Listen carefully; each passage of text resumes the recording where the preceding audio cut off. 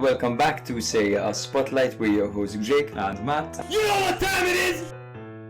Jake and I will have a very special soft spot for Salernitana. We love now. This might be bad. But your group has really some characters in it, no? Ora naħseb. Hello and welcome back to yet another episode of Serie A Spotlight. This is episode 219 and we're your hosts Jake and Matt, here to run you through all the action of Matchday 35 in Serie A while giving Inter their flowers. Yes, Matchday 35 was the matchday which made Inter mathematical champions, and this was their third time in the past 6 years. Let's give Inter some snaps, guys. The last foreign manager to win Serie A was Inter's José Mourinho in 2009-2010. So congratulations to Chivu, a manager who had only 13 games experience as a top flight manager in Serie A. And he has taken an Inter team who were morally destroyed after last season and as well the events that unfolded in the Club World Cup. And he's made them champions. So it's a great feat for him. This wasn't the only thing that we discovered in Matchday 35, as Pisa and Verona have been relegated to Serie B. It's funny because Lecce got them both relegated at the same time after they beat Pisa, 2-1.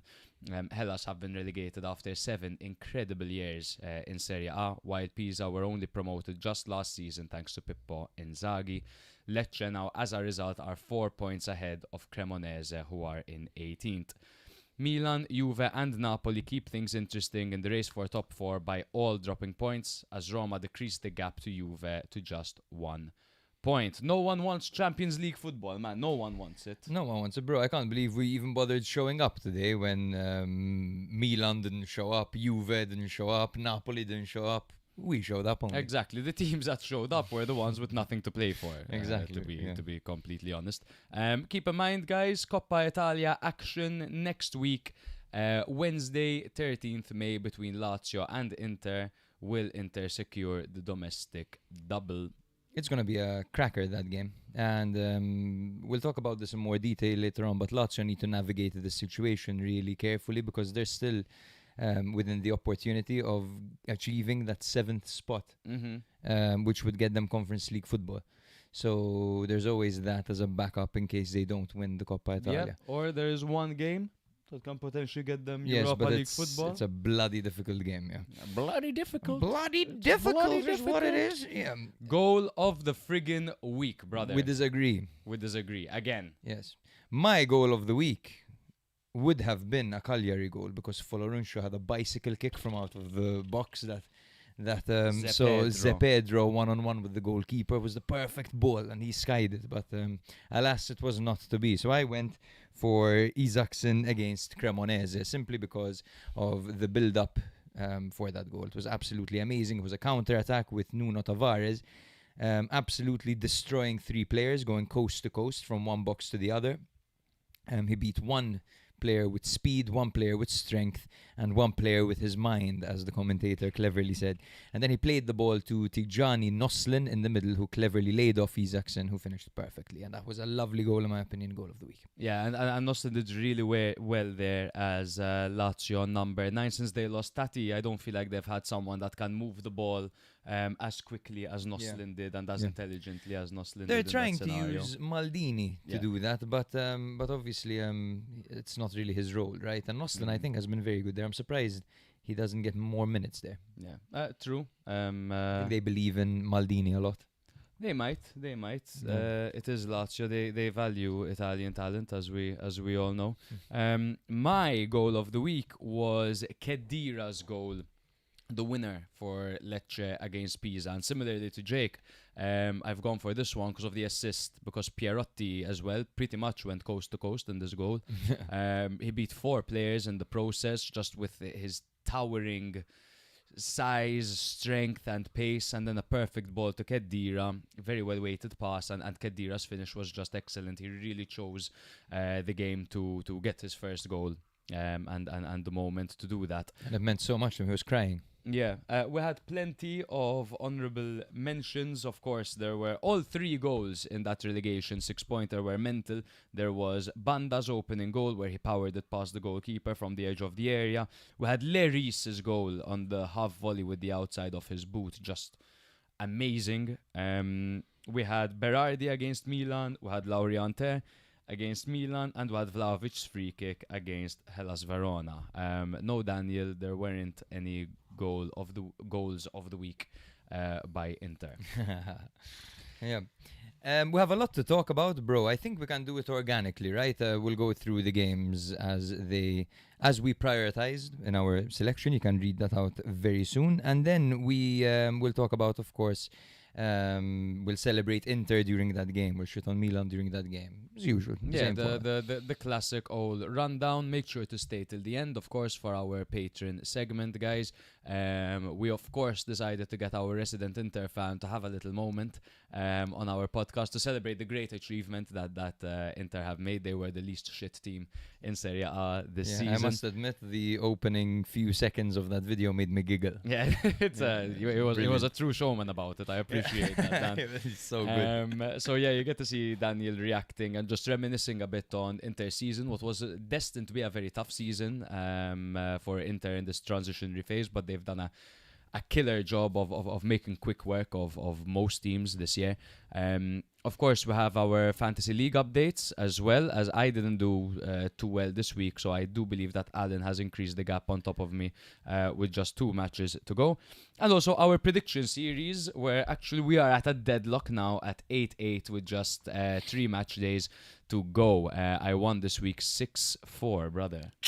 Yeah, I'm dipping a bit, but no problem. Lots of time to make up ground.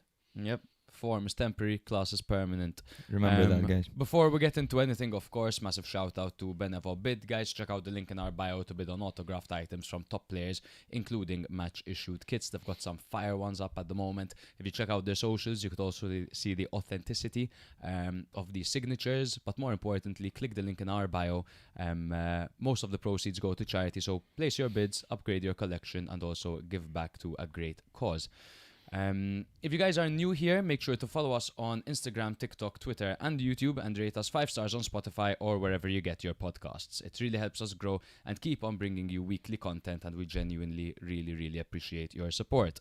If you really love us and want early access, live episodes, then become a patron. It's $3.99 a month, and you'll be added to a group chat with 50+ like-minded legends, join our fantasy league, and even win a free kit of your choice for winning the league. You'll also get a chance to feature on our Patron Corner segment throughout our episodes, where you can have your say live on our show, as Daniel will be regarding Inter. Brother, the first game is yours. Are you happy to dive in? No, but let's anyway. So we have Inter 2, Parma 0. Of course, this was the match that sealed the Scudetto for Inter in front of their own fans for the first time in 37 years. The last time they won the title at San Siro was in 1989, brother. That is at home in San Siro, huh? Because 2 seasons ago they won it away in San Siro against Milan. Remember that? I think I repressed that because genuinely I don't. I remember. Chivu coached Parma last season, of course, before joining Inter, so there were many storylines over here. We had the fact that Thuram scored for Inter. His father had him when he was playing for Parma, which is absolutely crazy. Yeah. So it's just crazy that Chivu as well had to win the Scudetto against the team that he helped survive last season. Sommer was in goal for Inter in their last hurrah, with Bastoni, Akanji and Bissek at the back, Di Marco on the left, Dumfries on the right, with Sucic, Zielinski and Barella in the middle, Esposito up front and Thuram alongside him. Zion Suzuki was in goal for Parma, as Circati, Troilo and Indai partnered up at the back. Del Prato was on the right with Valeri on the left, Keita, Caviglia and Bernabe in midfield, with Streffetz and Pellegrino playing up front.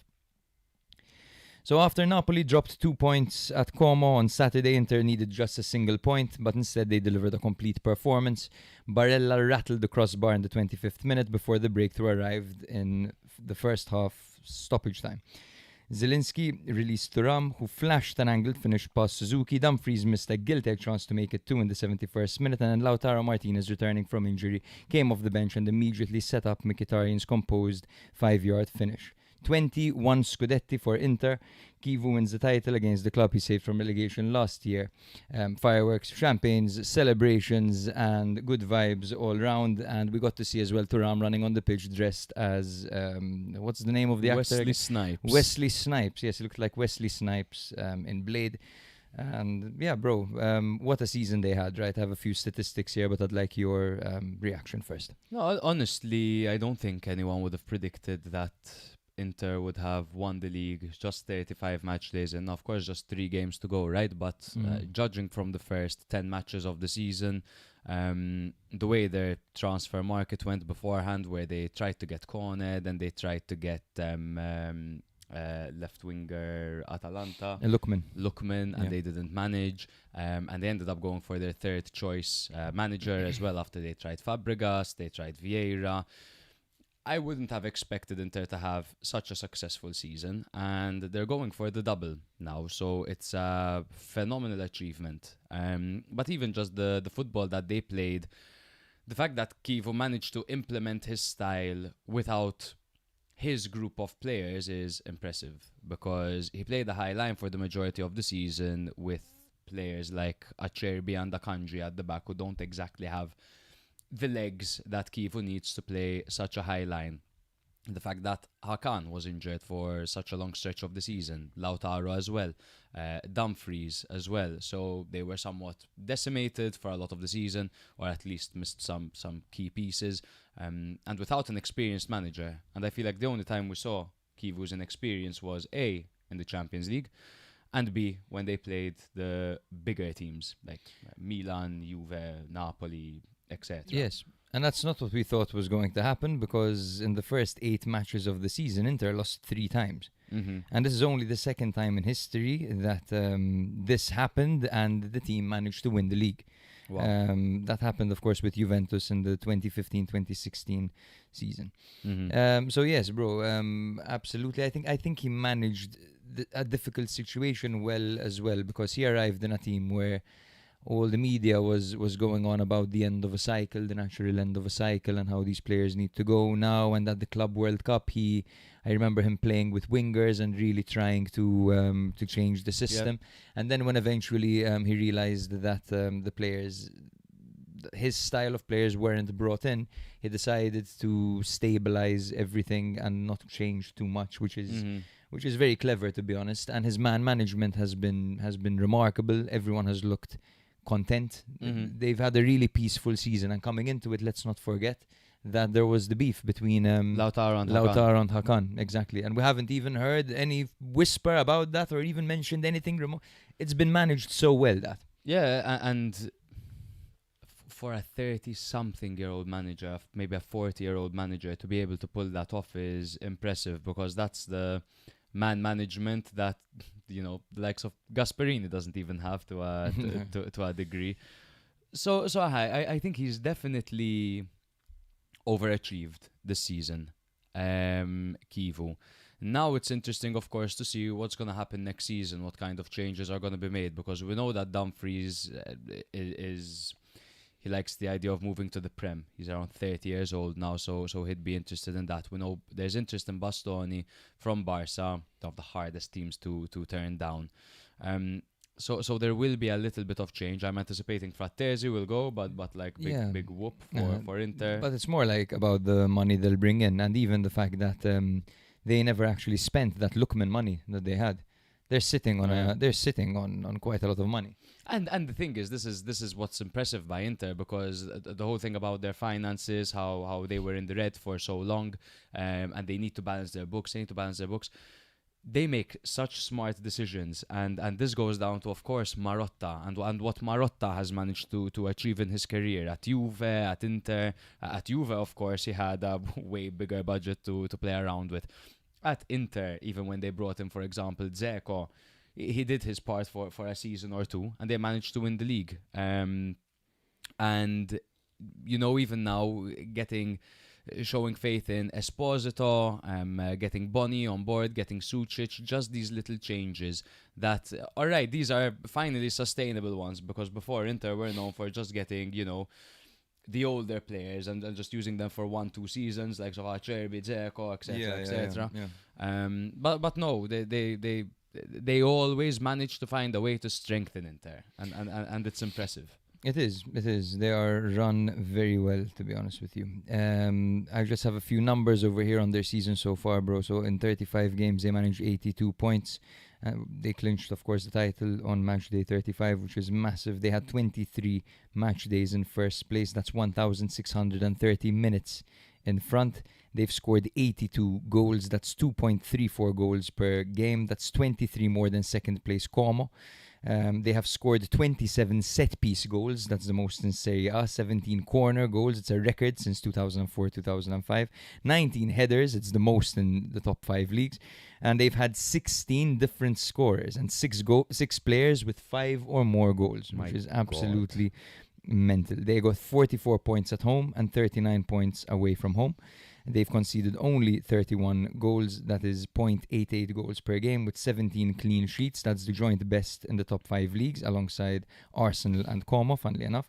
They've only allowed 313 shots all season. That's the fewest in Serie A. And they've only conceded 3 headers, by the way. Joint fewest with Roma and Juve. They have to stop all the shots they can, considering who they have between the sticks, to be fair, with Sommer. Because that's the other thing. They by no means have a perfect squad. I know everyone says they have the best team in Serie A, but I'd go so far as to say that if you line them up individually with the likes of Napoli and Milan, to me individually Inter don't stand out with their individuals as a much better team. But the fact that they've been playing in a system together for so long under Simone Inzaghi and some of them even Conte before, for example, that's what elevates them. That's what elevates each individual. They have more guarantees. They have people who've been doing it consistently for a while now. I mean, look at Çalhanoğlu. He's been good for so long. But they've had Sommer between the sticks who's been shaky. Bastoni and Barella haven't had the best season as well. Hakan's been out injured for a while.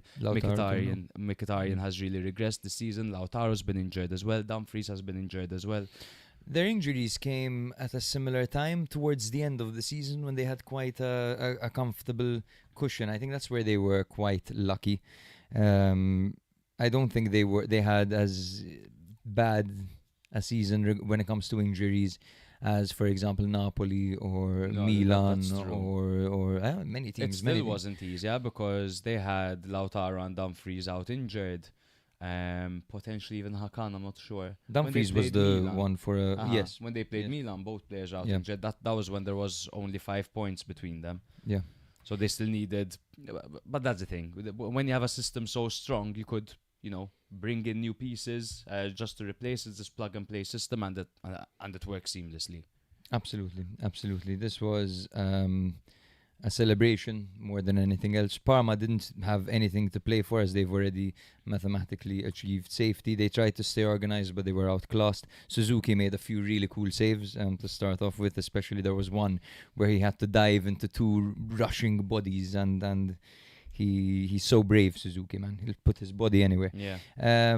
It was a dignified performance by Cuesta's men, considering they had nothing to play for. I thought they held their own quite well, but of course Chivu's Inter were just so patient and professional, and they got the job done so calmly. Yeah, and I mean, no one wants to see a team lift the Scudetto, at full time when they're playing against you. So Parma would have given it their all in that sense. It was by no means an easy task for Inter. I mean, Parma have beaten Milan. Parma have held some of the top teams as well this year, and massive shout out to Cuesta. I'm sure we'll give him his flowers when we do the full season review. Yeah. But what a season has been by Parma, man. Super, really. Not easy on the eye at times, but a very good season achieving safety without ever the risk of relegation. Shall we do Daniel's clip towards the end, or shall we throw it in now? I say we do it towards the end, just to get through the major talking points and not dwell too much on the champions for now. Okay, sure. I am open, to be honest, so we can technically move on from this one. I mean, we have touched on everything we needed to touch on. Of course, Inter have won the league. Let me just pull up the table so I can tell you the numbers exactly. I have it available. You've got it? Yes. Yeah, that's great. Inter are the champions, 82 points. Parma mathematically safe in 12th place on 42 points. And they're actually on 4 games undefeated before this game, so they went into it with pretty decent form. Next game we're going to be covering less celebrations. In this one it is Sassuolo 2, Milan 0. Exactly, it was in the mappe. I just have a small mistake over there. Milan come into this game once again desperate for a win to secure their place in next season's Champions League, but they were coming off a goalless draw to Juve, in which they lost Luka Modric to injury.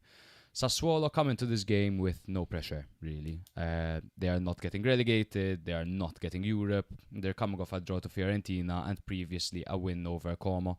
And they did have Berardi back after a 2-match suspension. The previous encounter between these two sides was a 2-2 draw. The formation for Grosso's men was a 4-3-3. They had Turati in goal with a backline of Ulysses Garcia, Muharemovic, J. Itzes and Valukovic. A midfield three of Tordsvet, Matic and Kone, with Lauriante on the left, Berardi on the right and Inzola starting ahead of Pinamonti. For Allegri's men, it was a 3-5-2 formation with Mike the Eagle Manyan in goal, backline of Tomori, Gabbia and Pavlovic, Salamakers on the right, Estupinian on the left with a midfield three of Rabiot, Yashari and Fofana, with Nkunku and Leao up front together.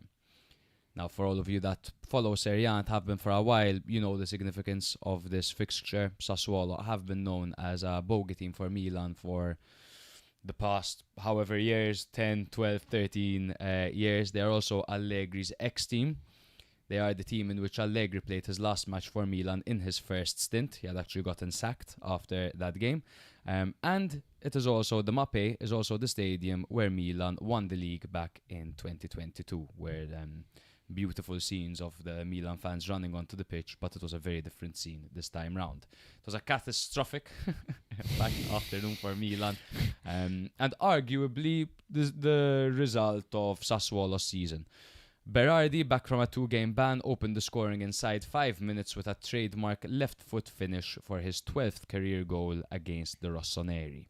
Then Tomori went in the book twice in 15 minutes, the second a clumsy foul on Lauriante on the counter, reducing Milan to 10 men for the final 66 minutes. That was essentially the match. Lauriante made it 2-0 early in the second half. Leao missed a huge one-on-one, which he blazed wide. Sassuolo dominated possession and shots. It was 13-7 in shots. Milan have scored 1 goal in their last 5 matches, a crisis in front of goal at the worst possible time for them. Plenty of talking points. Of course, I think we can agree over here that Milan aren't going through the best spell at the moment. But let's look at their performance in this game particularly before we get into anything else. So for me, it was Milan's worst performance of the season. It was the match where I saw Milan just get a proper lesson on how to play football, and it was by Grosso Sassuolo. Milan had 0.24 in XG. They conceded 5 minutes into the first half. They conceded 1 minute and 30 seconds into the second half. They got a red card in the first half, and their strikers were abysmal. Nkunku had 0 shots. Leao had 1 shot, which was a one-on-one that he missed. Jimenez had 0 shots, and Pulisic had 1 shot. Milan had 1 shot all target all game. To make matters worse, Milan lost 4 of their last 7 games. They scored 1 in their last 5. They have increased their loss tally to 6. Yesterday it was 1, including 10 draws, of course. And they're just 3 points ahead of Roma, and they have Atalanta left to play. So it's not a good time to be a Milan some more fan. juicy ones for you, bro. Please. Milan have only netted 48 goals this season, resulting in the worst scoring season in the last 10 years. Milan have scored 1 goal in their last 5 games, and it's the first time they've done so in their entire history. And this one's from Adrian on the Spotheads group chat. He says, last time Jimenez scored, Charlie Kirk was still alive. Noi siamo Charlie Kirk. I mean, those statistics speak for themselves. Now it's a combination of things. Milan have, of course, regressed towards the latter stages of the season. There are a lot of factors when it comes to the fitness of the strikers, when it comes to maybe the fragility of the players. there is one person standing out right now when it There's- comes to this crisis, the person that was supposedly in the transition period going to bring stability for Milan, easily get them top 4 with just one competition per week. And he's having the worst second half of the season in Milan's history. Last season, statistically, Milan's second half of the season, where Milan finished 8th, was better than this one. They actually achieved more points than that. I don't know the number off the top of my head, but right now Allegri is under scrutiny. What do you make of that? I mean, I've seen a lot of the scrutiny, and I understand it obviously, because when things don't go well and you play a pragmatic style, obviously people are going to attack that, because they're going to think, if we're going to lose, I'd rather watch my team play. I'd rather watch my team play beautiful football. However, I do need to go over some points. I don't want to sound like a broken record over here, but Allegri has taken over a Milan that is... there's a lot of instability in this Milan team. And this can be seen, for example, that every time there's an embarrassing result like this, who is sent to speak to the media? It's not Furlani. It's not the captain, Manyan. It's not the star player, Leao. It's Gabbia. Over and over again, it's Gabbia who has to face the press and say that the team wasn't good enough and that we need to improve, blah, blah, blah, blah, blah, blah, blah. It's always Gabbia. Why is it Gabbia? It just goes to show that there is something wrong in this team when it comes to leadership and the hierarchy. It doesn't make any sense. It should be the captain speaking.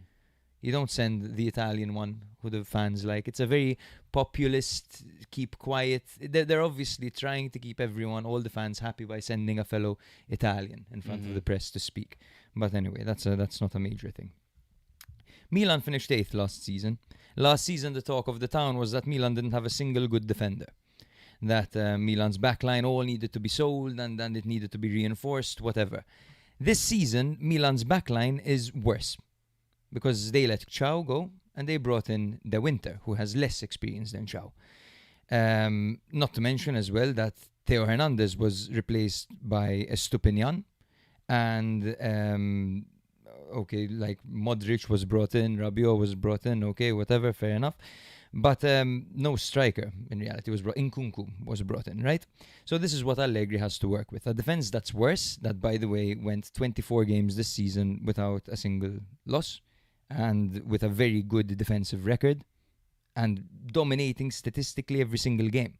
If you go back, apart from the recent Udinese and Sassuolo games, if you go back to every game that Milan lost against these small sides, whatever, statistically, it was a freak occurrence, man. Statistically, Milan dominated, and you look at the chances wasted, whatever, the players were put in the correct places to succeed. And even this game, for example, man, what's Allegri gonna do if Tomori, El Viagra, as I'm gonna start calling him, rush of blood to the head, literally rush of blood to the head, season after season? Tomori does the same mistake. He makes the same mistake every season. What are you gonna do about that? He can't focus, and you see. There are many more points. I mean, look at Nkunku, man. Look at Starboy Nkunku. I'm going to read out some statistics from Nkunku, who the 40 million euro man, for Milan, signed to help Milan out to compete for the league and to achieve top 4. So he touched the ball 14 times this game. 3 of those touches were unsuccessful. He lost the ball 7 times. So he touched it 14 times and lost it 7 times. And there were 3 unsuccessful touches as well. He had 0 duels in the ground or in the air. Never got into a duel this game. He passed 7 times accurately. He does nothing, man. This is my point over invisible. here. He's He's totally invisible. He invisible. hides the entire game. And people have beef with Leao. Okay, yes. Leao hasn't been playing well, but at least he doesn't hide. He tries, man. And of course, if you're playing number 9, you should definitely do better in a situation when you're in front of the goalkeeper like that. But to answer your point, sorry about my long-winded rant, man, about Allegri, is that I don't think Allegri is the problem over here. And Gabbia, when he spoke to the press, he said this was on the players. And I do believe that it's on the players, because ever since that Inter game, there has been an air of complacency. There has been an element of Should that happen with who Max cares? Allegri It in shouldn't charge? happen with Because Max it happened. Allegri. I get why it happened with Fonseca. I get why it happened with Conceição. It didn't really happen under Pioli. There were a few complicated seasons under Pioli. But Max Allegri is supposed to be the coach that comes in and cuts the shit. Yes, bro. But it seems to be the case that many of these players do not have that leadership personality, man. And you can tell who's trying and you can tell who's working. I haven't even been a fan of Rabiot's body language, No. man, recently. Fofana has stopped tracking back. Fofana had a spell where we were praising him, he was playing well. Now he looks indifferent. It's the Warriors are at the back. Pavlovic looks like he cares. Gabia looks like he cares. Honestly, Salamakers has been waving his arms around, complaining this entire season. Not this entire season, but the second half of the season, he's been like this every game. I don't know, man. For me, there are problems with the squad. I am happy with Allegri. I think that honestly, Allegri is the type of person that can help the management take this club into a good direction. Because if they just employ a yes man, it would be a disaster. Allegri would stop things like Nkunku from happening. You know, even though he's a company man, technically, historically, he will still make his demands. He'll still demand players like Rabiot. The management would have never brought in a player like Rabiot if it were up to them. No. He's not profitable, you know. It was only because the conditions were very favourable and they had a coach who's respected and whose opinion is held to a high regard.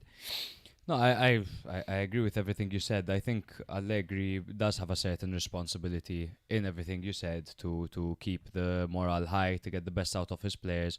And for example, one thing that I'll mention is that Yashari and Ricci, who were tasked with obviously stepping in the stead of Modric when he was injured. I wasn't a big fan of Yashari in this game. No. I mean, you could tell he has his strengths and no real weaknesses stand out, but he just wasn't sharp enough. Yeah, that's and it. when there's a lack of sharpness, now of course Yashari had an injury early on in the season, pretty much broke his foot. Yeah.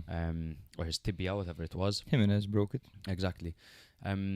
But the fact that Milan sucks so much without Rabiot or Modric, one of the main reasons for that is that Ricci and Yashari simply haven't gotten enough playing time. And Allegri has been criticised for this in the past, where he has his players, his experienced ones, and no one can get in ahead of them. There's no rotation, there's no nothing. Midfield three, it's, well, at least two of those main staples. Rabiot, Modric, Rabiot, Modric, Rabiot, Modric. The second Rabiot's injured, lost to Parma.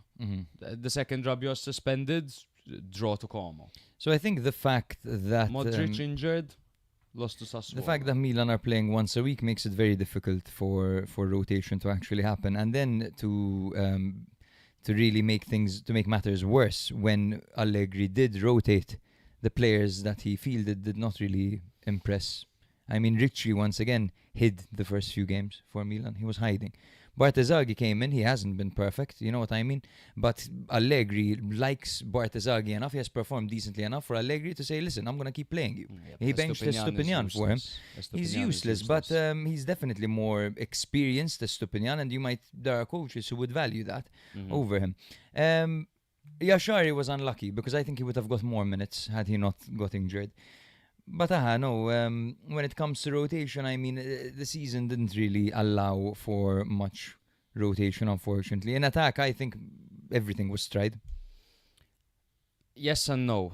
Leao on the wing was barely tried in his natural position. I mean, Allegri does have a tendency of, it's his style or it's no style, where it has to be his 3-5-2 or it's nothing. I mean, he's notorious for this, playing Mandzukic on the wing, playing Chiesa wing back. He's known for these. He refuses to believe that Ricci is a number 6. He refuses to believe that Leao and Pulisic are wingers, and he tries them up front.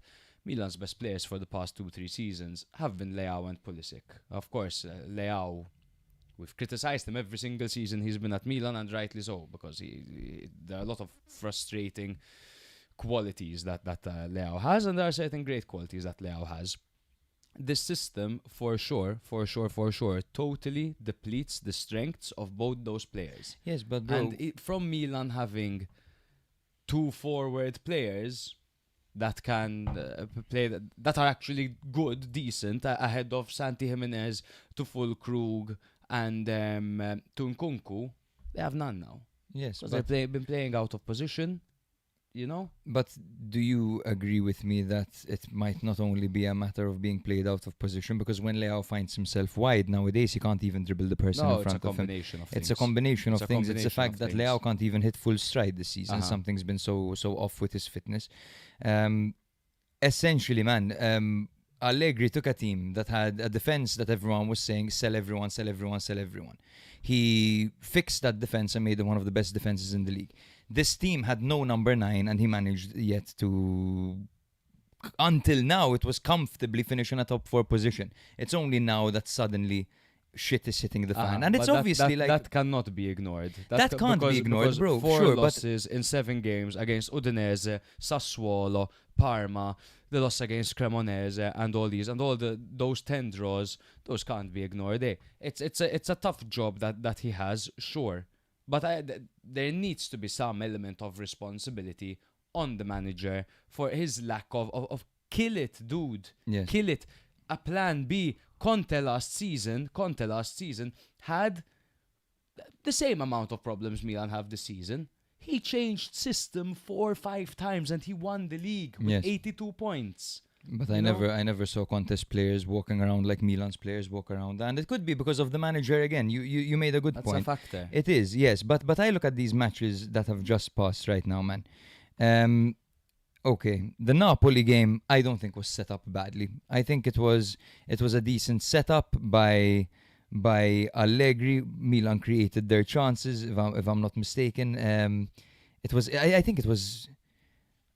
No, I can't remember. But You I say remember Milan not being created their not being chances, terribly. It wasn't terribly set up basically. But that game demoralized the entire squad, and you can see it because after that it was 3-0 against Udinese. Then a clumsy win against Hellas Verona, like Should have this, never off been the a win. skin, Should have never been a of win. by the skin of their teeth. A really indifferent draw against Juventus, and now you can tell it's just like there's a certain air of let's just fucking get this over with. I don't want to be here. And this Sassuolo game, by the way, is hard to tell as well. It's hard to read properly because of the fact that Tomori got sent off. It's hard. It skews everything, bro, to be honest, because up until that moment, Milan weren't dominating or playing well, but They there were conceded chances. in the first 5 minutes. All They right, conceded yes, in the but first Leao 5 had minutes. an opportunity to equalize, and he didn't even hit the target right in front of the goalkeeper. No, sure, Nkunku was playing It's a- Casper the it's a- friendly it's ghost. a shared responsibility, and I believe that both problems, which is not having players that suit Allegri's style and not having leaders, is depleted by telling Allegri, listen, Allegri, experienced manager, fucking 9 Scudetti in your locker and whatever. This transfer window, you make the decisions. You bring in the players, and that's how we'll get to see. He likes experienced players. He brought in Modric. He brought in Rabiot. Well, they brought them in for him, supposedly. You know, that's the only way we're gonna find out if his system can work in today's game. Because there's a lot of criticism that his system is outdated, which I'm not horribly against, even though Arsenal implement a very similar system, for example. Yes. And pragmatism is actually, it's never gonna be, this isn't a trend. Pragmatism is out. You can't use pragmatism anymore. Arsenal are about to win a league this with whole it. shit, man. Cuesta is one of the most successful 29-year-old managers in the world, and he used Yes, pragmatism. and Real Madrid want Mourinho. Like, you know Real what I mean? Madrid It's want not. Mourinho. This is this whole thing that Allegri's system is outdated, It's and not Allegri outdated. That's Allegri bullshit. isn't good enough to coach a top team. It's absolutely ridiculous. There, I'm not gonna. There, I need to see what he's capable of when Milan actually have strikers and when Milan actually have some more experienced players next season. Because just because Allegri's style isn't outdated, I don't think he'll be there next season, FYI. It doesn't mean that Allegri is still good enough to be at this level. We've seen coaches regress. I don't. I mean, It's a possibility. I was very. It's a possibility. Okay, sure, it's a possibility, but I highly doubt it, bro. He's one of the best in the game in Italy, and there's a reason for that. His CV speaks for himself, and he is. We haven't even seen the best time to have Allegri yet, because when you're balancing competitions, that's when you see the best of Max Allegri. Sure. And we haven't even got there yet, and I don't even think we will get there because this management have different ambitions, I believe, to what Allegri wants, and I think, man. these whispers are starting to worry me. This whole thing that there's instability in the dressing room and Allegri's not happy with how Ibrahimovic has been imposing himself in the dressing room, and there was one moment where he didn't even let him in, and he wasn't happy with the fact that they made the Mateta deal without his knowledge and whatever. And I have a feeling that they're going to let him leave. And if you think they're going to bring in someone who is going to make demands, some big coach, you've got another thing coming, bro. This management will not operate in that way. Is there any manager that you would let Allegri go for? That's In the available. league, That's in available. in the league. That's available. No. Okay, that's They not can available. become available. Italiano can become available. Grosso can become available. I mean, I can't say. Conte would be fun, but if we're going to qualify for Champions League, again, I wouldn't go for Conte personally, you know what I mean? Honestly, bro, I would give Allegri another season. I want another Allegri season. That's it. No, I'm not against it. And I'm it's not also against the it. fact, I'm bro, just tired, Conte- dude. yes, I'm tired but- of Allegri. Like, as in, yes, he's good for you, but you know, fucking, what's a disgusting medicine? I don't know, man. Aspirin is fucking good for you. Do you want to be taking aspirin? No. Chemotherapy can save you from cancer. Do you want to be taking chemotherapy every weekend? I don't want to be taking fucking chemotherapy every weekend. That's what Allegri is. Sorry for the dark analogy. But yes, let's quickly My move God. on. Pulisic should have never cheated on his girlfriend, because that's why he hasn't done anything in 2026. She said it wasn't true, huh? After After Pulisic's she- media team got in touch with her, she was ready to release the receipts. Lexa, I love Lexa. He had 8 goals and 2 assists by the 28th of December 2025. Since then, he's just had 1 assist. That is a fall from grace. That is a personal issue. That is a personal issue. Yes, I agree. There's more than what meets the eye over here. And Yeah. he had said when he was in good form still, that he has a mental block that stops him from getting to that very next level, from competing with the He elite. said, I don't have that cocky confidence that some of these greats have. And that might be it. Yes, Yeah. maybe he's extremely low at the moment. Or maybe he's stressed out about the war and all that. I don't know. Sassuolo's home form is mental. In the last 10 games, now this is a stadium with 3 fans in it. Oh, I saw more today. This 7 game. fans. There was a whole group. 10 matches, 6 wins, 1 draw, 3 losses. Much better by Sassuolo. Of course, Berardi against Milan. Berardi has, I saw the statistic, 12 goals and 8 assists in 20 games against Milan. Just sign him to stop that. That's why. But let me tell you. Let me explain the stat, because I was thinking about it. I was reflecting. I was like, what is it about Berardi that he always kills Milan? Let's have a look at who he's been up against. He's been up against Estupinian. He's been up against Theo Hernandez, who would be in the other half, in Sassuolo's half, when Berardi's attacking. He was up against Ricardo Rodriguez, who didn't really have great legs. Don't you dare say anything bad about Rick Rod. I didn't mind Rick Rod, but his defensive work wasn't great. I just like those balls he would ping over the top. That's right. Laxalt. Don't you dare say anything bad about Laxalt. You know, they're not exactly... I love his BMW E30. Yeah, they're not the smartest defenders in the world, is my point. Yeah. Yeah, no, I get you, but take nothing But away wow, from no, Mimmo Berardi is a modern day. He is the Pellissier of this Dude, he generation, is. the If Di Jack- Natale of this. To explain to any Prem heads listening, I know you're not listening because it's a 2-hour, 30-minute podcast on Italian football. But if Jack Grealish would have stayed at Villa, that's what Berardi Yeah, is. literally. He never left. He never sold out. I'm so glad that Lauriente's move to Sunderland collapsed. Last summer we spoke about it a bit on the group chat.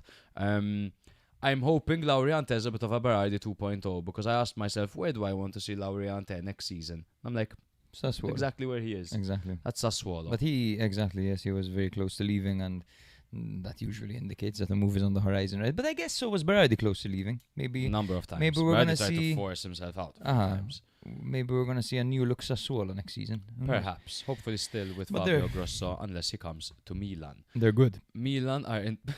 They're good. Are those your last Those words? are my words. My last words. They're good. Milan in third on 67 points, just 2 points ahead of Juve in fourth, and 3 points ahead of Roma in fifth. Sassuolo are in 10th, level on points with Bologna in ninth on 49. Very good. So now we have Como 0, Napoli 0. And the previous encounter of this game was actually a 2-1 victory for Napoli at the Maradona. Como also knocked Napoli out of the Coppa Italia quarter-final on penalties, if you recall. Roasted. Yeah. Bute was in goal for Como as they lined up in their 4-2-3-1 formation with Valle as the left back, Smolcic as the right back, Carlos and Ramon as a centre-back partnership. Carlos and Ramon, huh? like, where are you going out with this weekend? Carlos and Ramon. I'm pretty sure we went to basketball with two twins named Carlos and Ramon, bro. Hilarious. Da Cunha and Perrone were the midfield double pivot. Perrone was on our ultimate team squad last weekend as well, brother. Yep. Baturina on the left, Diao on the right, with Nico Paz playing off the clumsy shoulders of Duvikas this game. Milinkovic-Savic was in goal for Napoli, of course, as there are whispers of a big Premier League team wanting Meret, apparently. Beukema, Rahmani and Buongiorno were at the back, with Politano as the right wing-back, Gutierrez as the left wing-back, with McTominay and Lobotka in the middle, De Bruyne and Santos playing off the shoulders of Højlund. So this was a pretty entertaining goalless draw, to be honest with you. Como were the better side in terms of performance and numbers. They dominated possession, they outshot them, they had a better XG, and Duvikas was through on goal just 8 minutes in, only to round Milinkovic-Savic and have the ball saved off the line by two defenders. He took way too many touches over there, way too many touches. Yeah. Napoli came closest through Politano, who hit the post with a late curler. McTominay blazed wide about 79 minutes in, with only Bute to beat. It was quite a big miss. And Como, I thought, defended quite well this game. They won 85% of their tackles, and they worked hard to get their victory. And I think they were unlucky not to score in the opening period, which is what we've seen from Como. Como come out, and they hit you with so much force and pressure early on, and then they kind of phase out. Mm-hmm. And if they don't score in that moment, the game doesn't open up, and they tire out. Yeah, and this is pretty much what we spoke about last week when we're discussing Duvikas, because he of course has a great number of goals this season, around 12 goals. But there's something tells me that there's something missing in him, stopping him from becoming the kind of striker that Como need. Maybe that lethal guy that can get you, 15, 20 goals in a season. I was not very far from 15. He doesn't have an outstanding quality. He doesn't, eh? Yeah, He's is a smart striker, but his instinct isn't. He doesn't have like a killer instinct. His link-up play is decent, but they don't really play with a kind of striker that drops in deep, because they play with a number 10 system and a lot of central players occupying central areas. So Duvikas is essentially the guy that needs to clean up the scraps to score those rebounds, etc. And I don't know. I think you made a good point. I think at best he's a second choice striker for Como. Now, of course, you miss a chance, and look what Serie A Spotlight are saying about you. But it's just in general from watching him play, No, I totally get you, bro. I mean, I think that with European football on the horizon for Como, a striker is a priority for them. They will definitely get one. I don't think Duvikas will be the main guy for them going forward. I don't think so. He served them well. He was great, and he still has potential to grow and to thrive in this team. But I think they'd want someone with an outstanding quality about him. There are a couple of Milan players that could go for quite cheap right now up front, that they might fancy. Imagine they get the best out of a Santi Jimenez. They have the money. They drop literally could 40 to 50 million on a striker. Bro, easily. Didn't they make an offer, a bid of like 40 million for Theo Hernandez? Yeah. Only for Milan to sell him for 20 million. Yeah. So no, they and Nico Paz is off, so Baturina might get more. But I think they'll bring in some exciting players. They'll continue to operate, and they need to bring in some homegrown players if they want to fit the quota of European football. Yeah, totally. Or they're fucked basically. Napoli, bro. I read a report that said that there will be many people leaving Napoli this window. There's going to be a bit of a hole of older players. There are only 2 players over 30 who are certain to remain. Guess who they are? According to players. Corriere. 2 players over 30.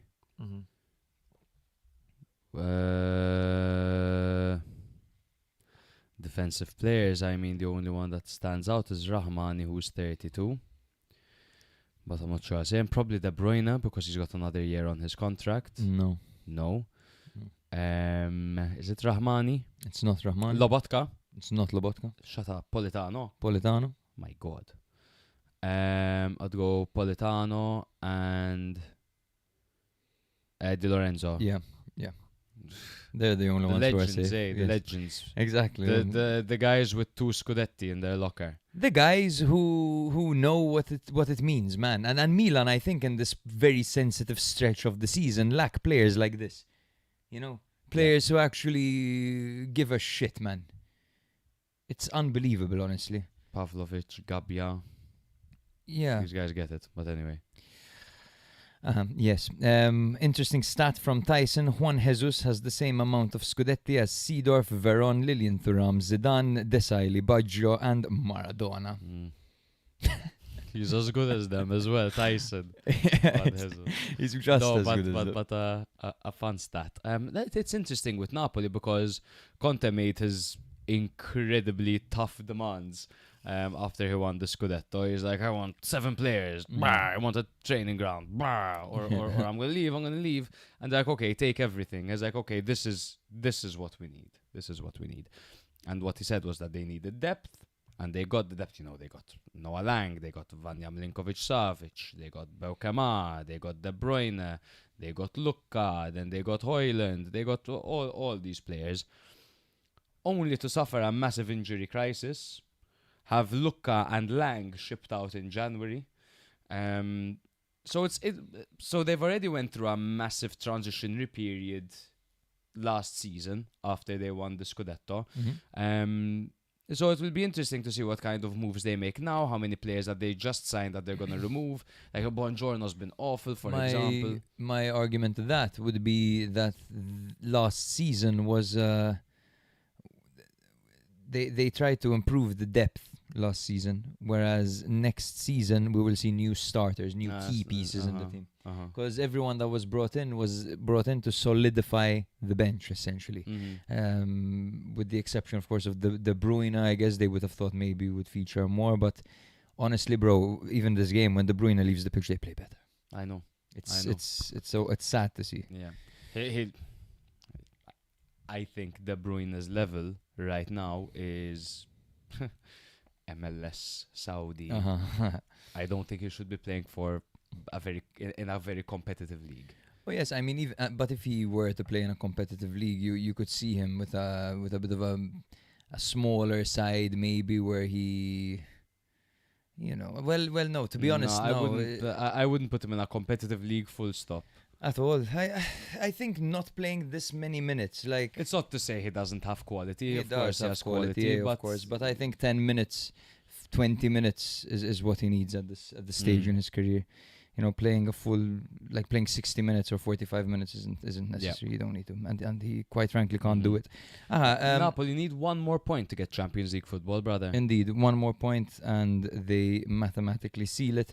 Their next 3 games are against Bologna, Pisa and Udinese. So it should be a Pisa cake. Exactly. Where do they stand? They currently stand in second, of course, with 70 points, while Como are in sixth with 62 points. Yes, sir.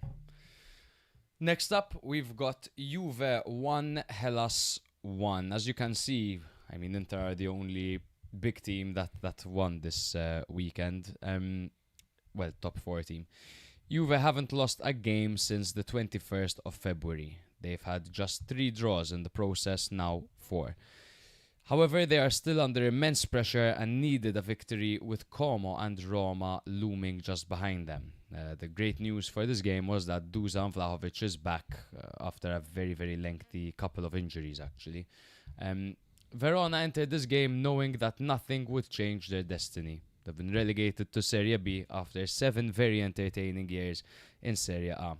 They missed Valentini, Bella Ketchup, Mosquera, Ogeoke and Niasse, The previous encounter between these two sides was also a 1-1 draw. 3-4-2-1 formation for Spalletti's men. Di Gregorio on goal, backline of Kelly, Bremer and Kalulu. Cambiaso on the left, McKennie on the right. Midfield 2 of Thuram and Locatelli, with Yildiz and Conceição playing behind David. 3-5-1-1 formation for Hellas Verona. Montepò in goal, backline of Nelson, Edmondson and Freze. Belgali on the right, Bradaric on the left. Midfield 3 of Akpak, Pro, Gagliardini and Bernadette, with Suslov playing behind Bowie. That was a very, very frustrating result for Juve, who, I know guys, this is the same thing we say about Juve every single week. They dominated possession and shots against an already relegated Verona side, but were undone by one costly error and their inability to convert their chances.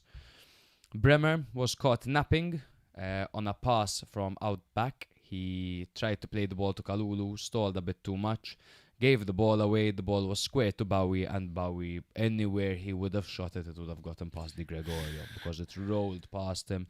He passed it into the near post. He passed it into the near post. Really, really.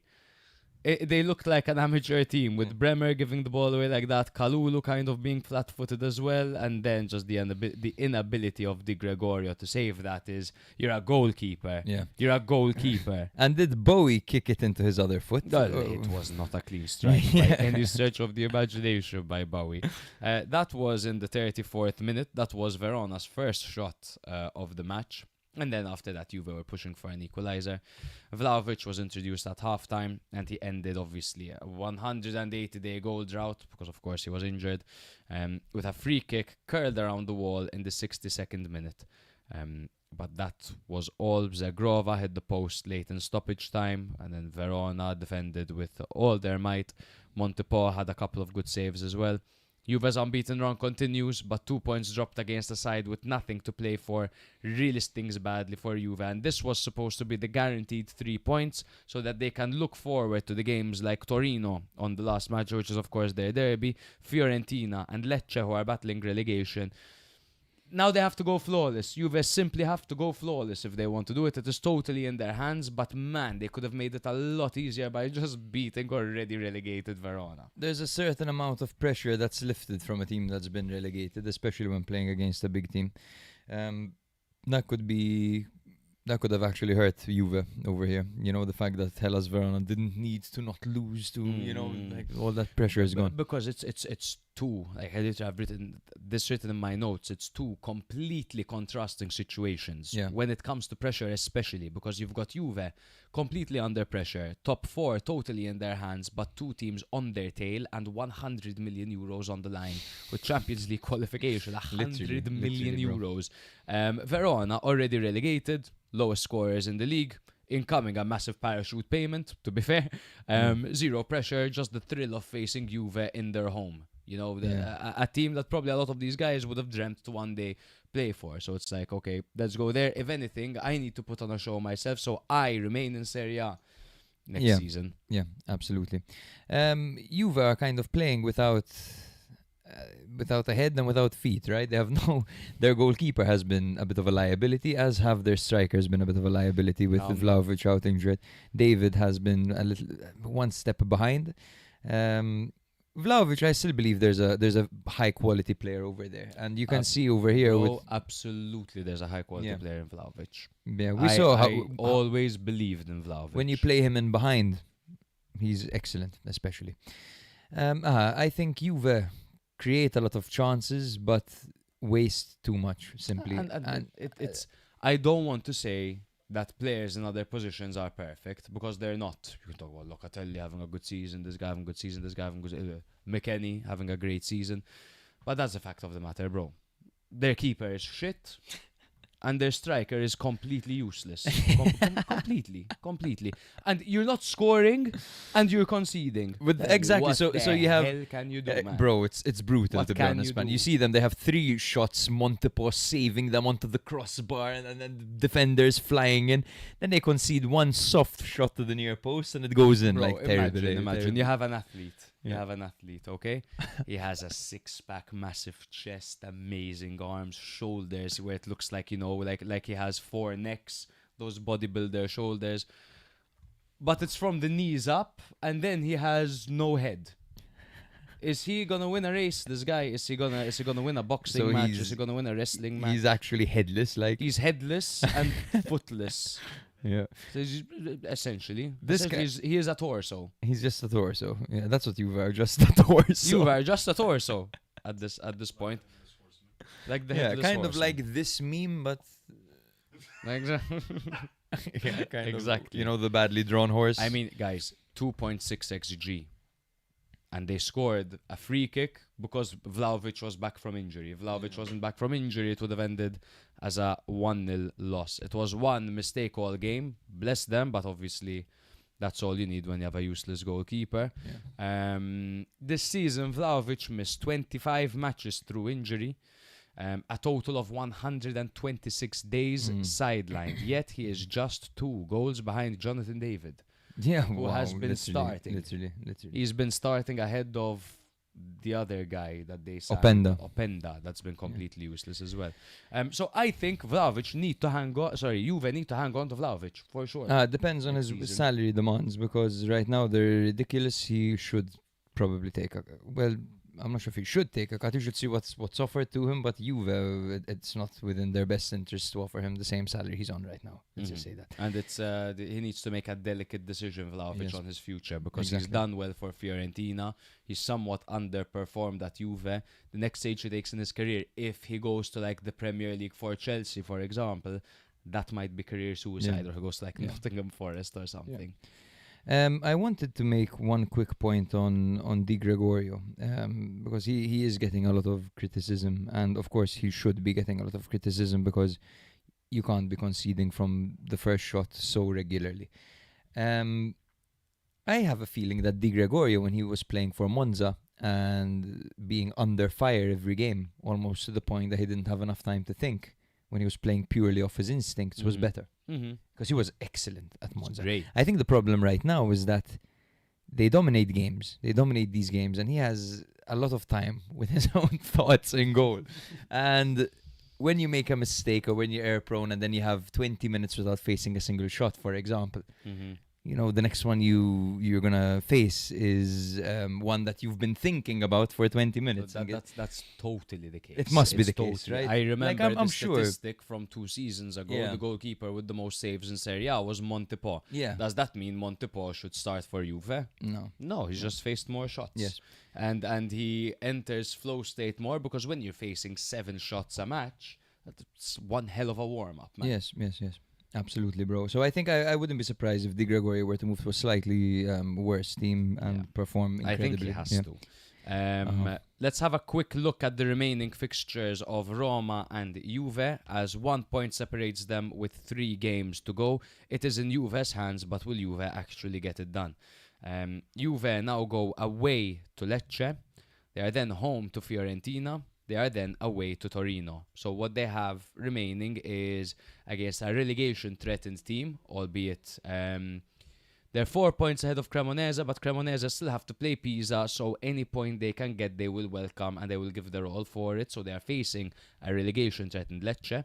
They then play Fiorentina, who are coming off a 4-0 loss to Roma, and Fiorentina fucking hate Juve more than the devil hates Jesus. It's crazy. And then they have another derby, because the Juve Fiorentina has a derby. Then they have another derby away to Torino. Torino have been on the beach, but they're going to come out to play. I'm telling you, man, when you're on the beach, you're rested, huh? You are rested. Look at us in Malaysia. Yeah. Rested and slightly chubby. Roma, on the other hand, they go away to Parma. Tough game, but Roma are on great form. Roma, Lazio. So the derby, of course. Lazio in that game are gonna be tired from the Coppa Italia final, which is a factor. And then away to already relegated Verona. Dare I say, Roma's fixtures are easier. Roma's fixtures are easier.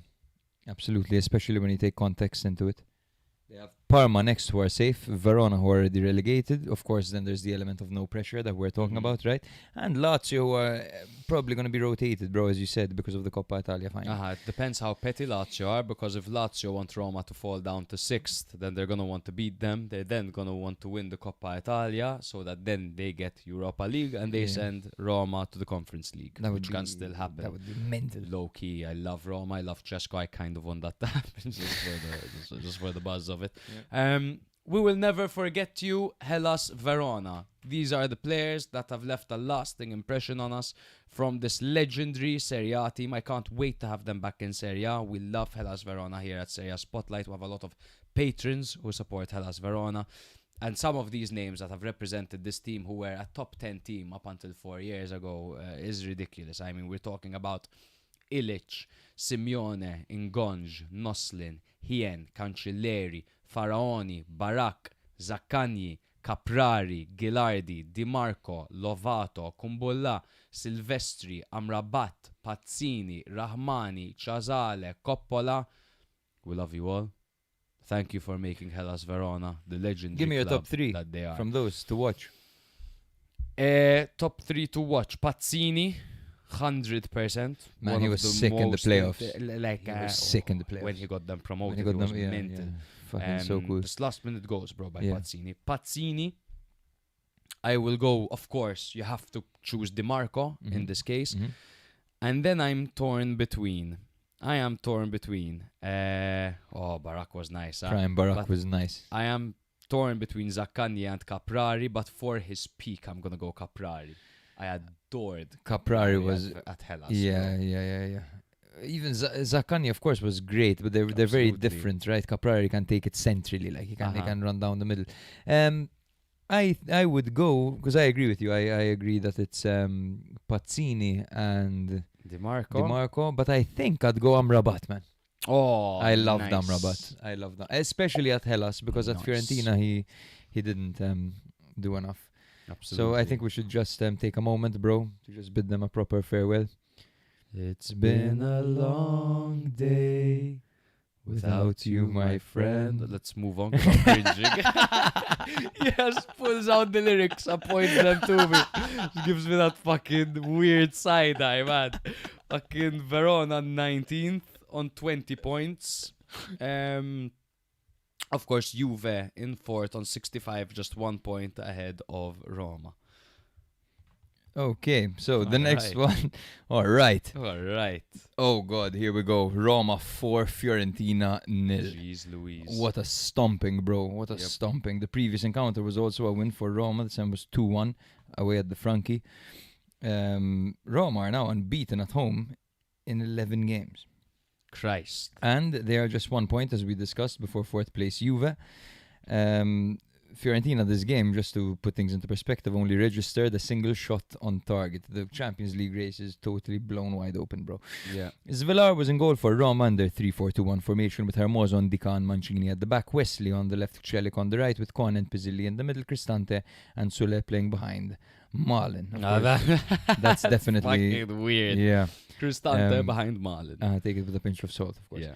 De Gea was in goal for Fiorentina in their 4-3-3 formation, with Dodo, Pongracic, Ranieri and Gosens at the back, Brescia, Nini, Fagioli and Ndur in the middle, with Harrison on the right, Solomon on the left and Albert Gudmundsson up front, or should I say the ghost of Albert Gudmundsson, because Albert Gudmundsson, I haven't seen him since he left Genoa. No. Which is a real shame, because I loved him at Genoa. Yeah. But anyway, this was a statement victory, brother, and honestly, Roma came into this game knowing that Juve had dropped points. And we see how teams normally handle the situation. We're Milan fans, of course. We are used to when this happens, Milan don't win usually. Yeah. So Roma fans must have been over the moon to see a 4-0 victory when a victory was all that mattered. They were clinical, powerful, and relentless from the first minute. Malin hit the crossbar just a few minutes in, and then from the resulting corner, Mancini headed in. Wesley curled in a counter-attack 4 minutes later. Hermoso tapped in from close range to make it 3-0 before halftime after Kone's smart work on the byline. And then they made a triple substitution at the break. and immediately hit the post. But wait, and Bruschi, exactly. So sorry, Fiorentina made a triple substitution, and Bruschi immediately hit the post. But then Pizzilli headed home from Marlin's cross to complete the route. Marlin's cross, of course, was at Trivela, of course. Twice in 2 weeks. Yes. Dybala came off the bench and had a long-ranged effort tipped over by De Gea, and it was a performance of the highest quality from Gasperini's Roma. I mean, just vintage Gasperini in the sense of I feel like this was the first time we saw Roma with that Gasperini energy in them, where from the get-go, from minute one, just press. And they know that Fiorentina, they can't handle that. They're too fragile. It's why they've suffered so much this season, because they're not exceptional on the ball. They don't have many players that can play it out. And they just got absolutely suffocated by Gasperini's Roma, man. Yeah, and everyone showed up, bro. Pizzilli played absolutely amazing 2-goal contributions and just amazing all night. Marlin as involved as ever. Kone's back, his first start since March 19th. That's that Bologna game in the Europa League.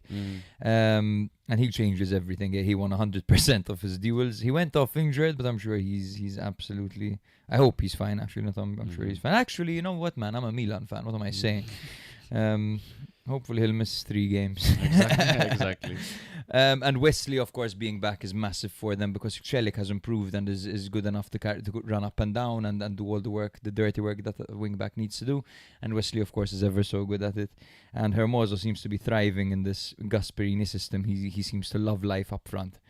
And when you get 2 goals from 2 centre backs, you get 2 goals and an assist from your back line. That's amazing. It is amazing, yes, and they just couldn't handle the pressure. This was the most Atalanta performance I've seen from Roma. Exactly, and it's funny because Malin didn't even get a single goal in this game. To think that, we were all, of course, still praising Malin, but he's not the only outlet that can get you a goal. It's good to see. Pizzilli, if he keeps this up, man, he's been so impressive for Roma in the second half of the season at Pizzilli. And I think, by the way, he was the one playing behind Marlin and not absolutely. obviously. That's so frustrating. But carries the ball forward with purpose and really well. He's quite direct as a player, quite technically gifted, and clearly he's got a keen eye for a goal, man. I've been really enjoying Nicolo Pizzilli this season. Absolutely, and he's no pushover by any means. Standing at 5'11", he can hold his own as well. I enjoy him. He's a Roma. Is he a youth product? He's a youth product of ASD Helios, where he spent a season but moved to Roma in 2012. Must have been worried the world was going to end. So joining 2012, Roma, he's 21 years old. So he was a child. Yes. when he joined So Roma. I guess he's a youth player. Yes, bro. Not much else to add from this. Fiorentina made my prep very easy by just allowing Roma to spank them. Yeah. They just couldn't get a foot into the game and just caved under the pressure. That midfield lacks that ability to retain ball possession and to win the ball back, especially. It's a very strange midfield with Brescianini, Fagioli and Ndour. Not perfectly balanced at all. And of course, Fiorentina have had their problems this season. Yeah, I think they need a complete overhaul, Fiorentina. But Roma, I'm excited for with the last 3 games of the season. There's a very strong possibility that they manage to break into the top 4, because they're getting a lot of favours, not only by Juve, but also by Milan, because Juve are 1 point ahead of them, Milan are just 3 points ahead of them. Of course, Milan win with the direct encounter goal difference. But absolutely, Roma are still there, man. Absolutely, bro. Yes. They are, in fact, yes, Roma, as we said, are in 5th with 64 points, while Fiorentina are in 16th with 37 points. I think close enough for comfort. Let's jump to the relegation battle. Fuck it. Let's go. Pisa 1, Lecce 2. For Pisa, this was the match that sealed their fate, along with Hellas Verona's. A miserable stint in Serie A for the Nerazzurri, which saw them win just 2 matches and are now on a 6-match losing streak. They missed Marin and Tramoni in this game. Lecce, what a huge win this was for them in their relegation battle against Cremonese, especially after their draw to Hellas last weekend, which was very disappointing. They of course missed Sotil, Berisha, Fofana and Gaspar. The previous encounter between these two sides was a 1-0 victory for Lecce. 3-5-1-1 formation for Hilja Marks men with Semper in goal, a backline of Bozinov, Caracciolo and Carnestrelli, Angori on the left, Leris on the right, midfield trio of Abisher, Akin Samira and Voral, with Moreo playing behind Stojkovic.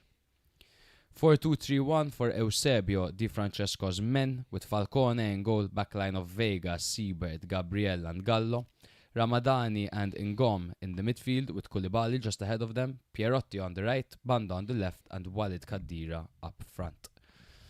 Now this was a result of enormous consequence. Lecce's first half pressure built gradually, and Pisa, Stojkovic and Carnestrelli tested Falcone early but were denied. The goals all came in a frantic 13-minute second half burst. Banda broke the deadlock on 52 minutes on the counter-attack with a bullet from the edge of the area. Leris equalised almost immediately with an outside boot volley. Then Khedira restored Lecce's advantage in the 65th minute after a fantastic run by Pierotti and a brilliant finish by himself. Pisa's relegation is now mathematically confirmed. Lecce move 4 points clear of the drop zone. This is a huge moment for both clubs. First off, what a fucking match. Amazing match, man. And 3 insane goals. Yes. Those are my top 3 goals of the week, like, seriously. They were very good goals. Especially Leris, man. Leris's goal was a thing of beauty as well, the way he struck it. Not to mention, of course, Pierotti, who, well, not his goal, but his assist, and it was a bloody good assist, just taking on everyone who came in his way. And right now, Lecce have a group of regulars that we've seen for the past 3-4 seasons in Pierotti, Koulibaly, Banda. I think Koulibaly's a bit more recent. I think he joined last season or the season before from Salernitano, if I'm not mistaken. So Pierotti, Banda, Gallo and Ramadani are a group of players, and Falcone, who have grown used to suffering together. And they know exactly what it means, and they know how to get it done when it seems impossible. Yeah. They haven't won a game since the 8th of March. Jeez. And that game on the 8th of March that they won 2-1 was against Cremonese. Exactly. So massive implications over there. And that's it, man. When you have an element of continuity, things get a little bit easier. Now, granted, they've been surviving by the skin of their teeth every season, especially last season I was sure they were going down. It took a miracle against Lazio, as I mention every week. But I am super impressed by Pierotti and Banda. I'm so impressed by Pierotti in particular. Banda, take nothing away from him, take nothing away from the other pieces. Gabriel's been a monster. Falcone had a fucking fantastic game and another great season. But Pierotti, as the season started closing off, Pierotti came out to play, man, and he showed us his best fucking qualities, his size, his stature, how he drags the ball forward. His stride, just out-muscling everyone off the ball, and just always giving his 110%, even in physical duels and battles, etc. He really turned things around this season. When it comes to this game, and I wanted to mention as well, all these players that have suffered together before for Lecce, battling relegation. Someone like Khedira, who's been down in Serie B, hungry to impress. He came from Morocco. He knows all about hustle and how to keep on fighting until the end. And they hired Di Francesco, who's been relegated 2 seasons in a row, and there's no way he's just gonna let it be 3. Yeah. You know, so they've got that hunger. Plus, Lecce from the south, crazy fans. They're there, sold out pretty much, with the curva behind them every single match day. You know, this is a team I do not want them to get relegated. I'd rather see Cremonese go down as cool as they are. I think that's the difference between Lecce and the likes of these teams that come up and down, man. Their fan base is just incredible, and the stadium is great. With the 3-time yo-yo. Yes. Promoted to Serie A, confirmed mathematically. Absolutely, yes. Welcome back, Venezia. Can't wait to cover you. In Jizz. Just a bit on Khedira, man, because he was hungry this game, and he hustled, and he won the ball high, and he fought, and he scored. He took off his shirt. It was an ecstasy. He cried. It was a very emotional game for Kedira. I saw it from Kedira Yeah. for the first time. Because you said the last first week that time. you've never seen it. And to be honest, like I had only ever seen it in Serie B with Bari, when he scored 20 goals and got 5 assists in Jeez. 2022-23. Then he moved to Frosinone, where he scored 8 goals and got 1 assist. Then of course Napoli bought him. I think he might have been owned and loaned out by Napoli, but he actually settled over there. I'm not sure if that's the case. Do not quote me on that. But he managed last season just 1 goal and 1 assist. And this season, don't think he's been banging them in. He's on 2 goals and 1 assist only. Yeah. So, but what a goal it was, and this could be a goal worthy of salvation. Totally. I don't want to get carried away celebrating Lecce. There's a 4-point gap now to Cremonese. Cremonese still need to play Pisa, as we said. Lecce don't have easy fixtures.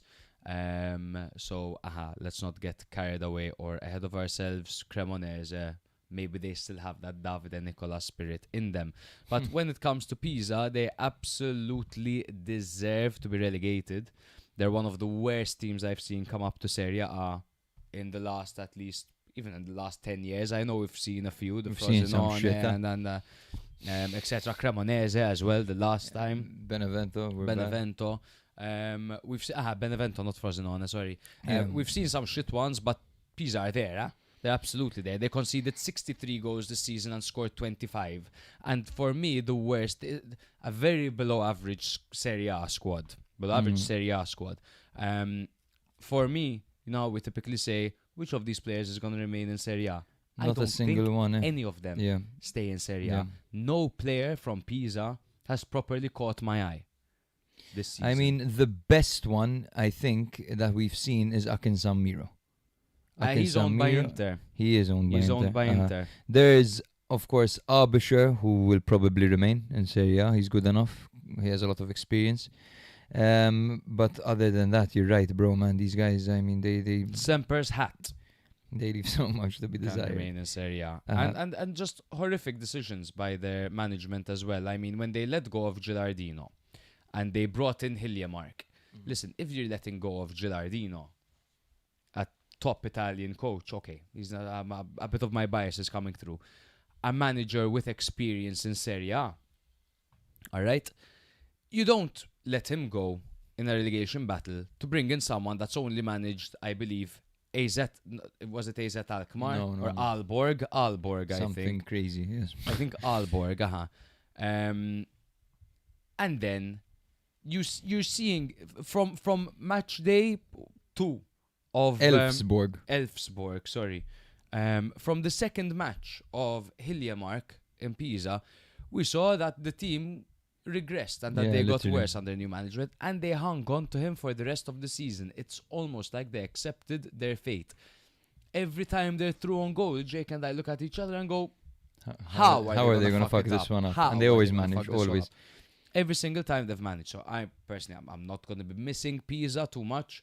Hopefully we'll see them back, and hopefully we'll see them a bit refined and a bit better than they were. And with a bit more investment. Of course, they got Abisher and Quadrado because they had Serie A experience, but, you look at what the amount of loan players Cremonese brought in and still didn't manage. You look at the squad Sassuolo have. You look at the competition and the bottom 5 of Serie A and tell me if Pisa were ever going to even compete. But anyway. Yeah. Tyson says, I think Lecce finish above Milan next season if they keep Allegri. And Daniel called me Allegri's agent.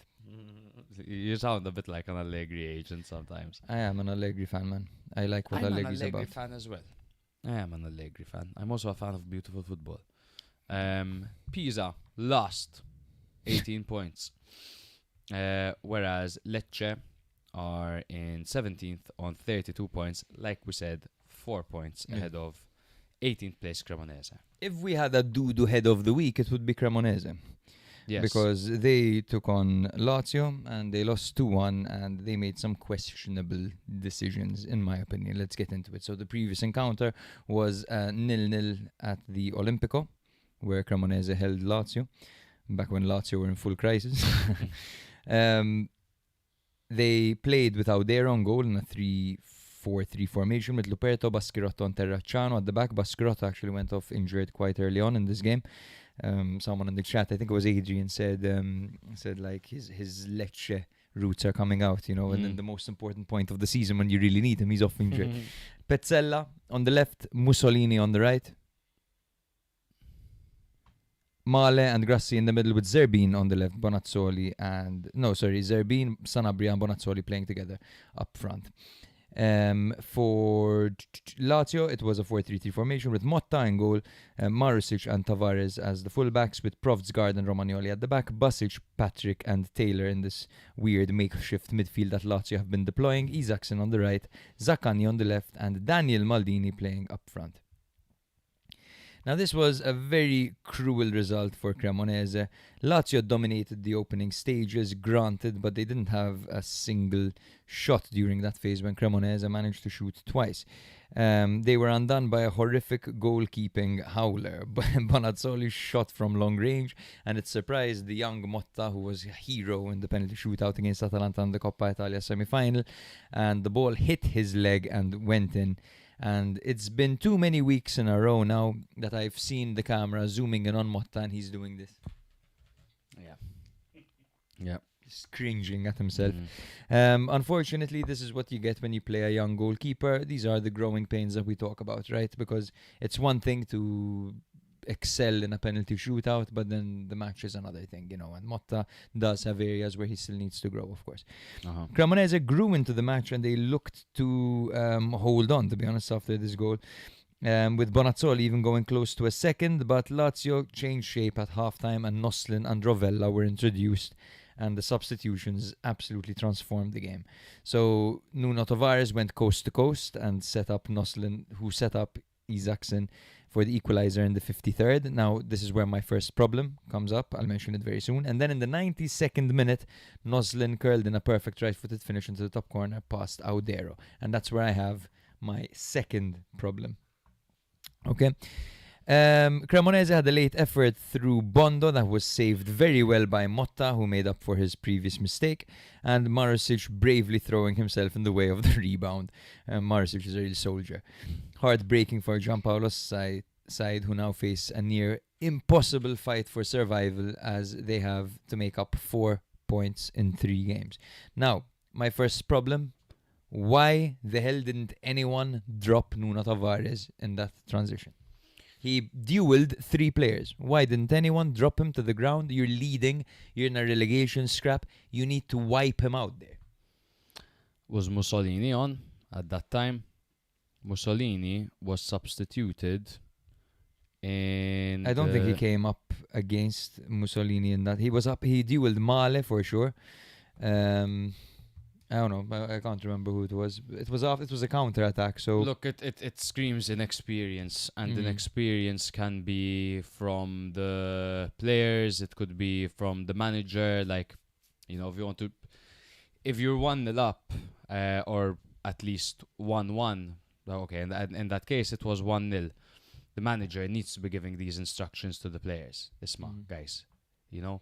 Yeah, We're they didn't have up. a single yellow card in their starting 11. If you see someone breaking through, take him out. You don't have a single yellow. You don't have a single yellow. That's Kill that him. Would Kill him.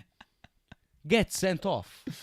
Sent off, and then put the 9 remaining outfield players in the box. Yes. And then after this goal was scored, my second problem, bro. Why are they going so hard for the winner? They have a draw. They have a precious point, and they play Pisa.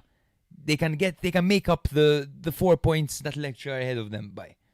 Instead, they went for the winner and conceded on a counter-attack, and now they're 4 points behind Lecce. It's their own fault. I'm sorry. Their own fault. This was poor management by Giampaolo. It is their own fault, completely. And I mean. And it's sad because they wanted it and they played well. It's just that these little details separate an experienced top side from a Serie B side. Do you think that maybe? I mean, Giampaolo is known for his, you know, goal-scoring teams, that he can get the best out of a striker, etc. Do you think that maybe got in the way, that he has a certain philosophy of how he wants to play football, and he's always going to look for a goal? Or I think it's just they saw an opportunity, man. They saw a Lazio who weren't at their best offensively and decided to push them. However, after halftime, they should have taken into consideration that Rovella's on now, who can totally dictate tempo and change the directness and everything of the game, you know. What a fall from grace, Cremonese. The coolest team in the first half of the season, man. Yeah. And I think they should have probably made a change earlier. And you know what it is as well, bro? Probably that encouraged them to attack. Vardy came on at the end, 10 minutes, so they wanted to service him. But an absolute fall from grace. Maybe they should have actually moved on from Nicola earlier than they did, man. They just kept falling and falling and falling. And not only did it was only when they actually entered the relegation pool that they sacked Nicola, I believe, right? Or they were 1 point or a few points above it, something like that. Look, man, these numbers are crazy. They won their first 2 matches of the season, Cremonese. They were unbeaten for the first 5 matches of the season. 2 wins, 3 draws. In the first 1, 2, 3, 4, 5, 6, 7, 8, 9 matches, 10 matches, they had 2 losses, 5 draws, and 2 wins. 3 wins, I think. 3 wins. 3 yeah. wins, because they beat Genoa away from home as well. And then they beat Bologna away and Lecce home back to back. And then drew to Lazio with a red card. Yeah. That was the start to the season that they had, man. So after that, nothing. Yeah, that means that their conditioning was great. Their pre-season was very good. But once everyone caught up, they didn't have enough about them. And they brought in good players, Cremonese. Yeah. A bunch of them on loan, okay. Like they you know, but maybe they had no choice over there. But they brought in Terracciano, Mussolini, Bondo, Baschirotto. You know, Paero. I mean, they brought in many players. Yeah. Vardy, sure. It seemed to get weird when Vardy came. Seemed like they were doing good before Vardy. Then Vardy came and it got weird. I mean, Player of the month. I don't know if that has anything to do with it, but it's true. Yes, absolutely.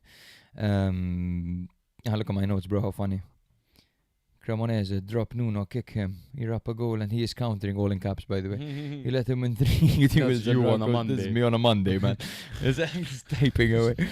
Noslin's better than Maldini as a 9. As a 9, As a 9, yes. I mean, technically, I know Maldini's good and he shows flashes and all that, and every coach seems to like him, which means that probably he's showing a lot in training and it's not translating on the pitch. But Noslin needs to be playing for Lazio, in my opinion. Yes, totally. Are Lazio fans winning, you think? Are Lazio fans winning? You think Lotito will do anything? Because he's certainly not going to buy any players in the summer, knowing him. As in Lazio fans. Genuine reality of the little bucks and euros they've made from ticket sales this season, like that decrease, that has to put fucking pressure. Forget the lack of support, of whatever. Course. Think of the... I think, man, Lotito can... The first thing he has to do if he wants to win back the Lazio fans, I think, is redeem Lazio. God bless you, Nathan. Bless you, Nathan. Redeem Sarri. Redeem Lazio. Redeem Sarri. Sarri loves this club, and he seems to be keeping the door open for a potential future at this club. So if I were Lotito right now, that would be my priority. The next thing, honestly, man, like invest a bit in the team. Show the team buy some a love. couple players. Yeah, dude. like lower the ticket prices or something. You can do many things to improve the happiness of the fans. But anyway, remember Belayan and Ratkov, man? Where are they? No, I don't know. No, I haven't seen Belayan. It's weird because this is the second coach in a row that's benched him. That's not really giving him an opportunity, which makes me think it's more of a Belayan issue than anything else. He was at Verona, Belayan. He was at Verona. We rated him. We did. Benacer vibes. Yeah, absolutely. And Ratkov is new and not too standard, I guess. But yes, Ratkov. Ratkov. Very good. Now, where do they stand? So Lazio are actually within touching distance of a 7th place finish. They are 4 points off of Atalanta over there. Atalanta have a tough run-in left. I mean, Lazio's run-in is extremely difficult as well with a final to be played.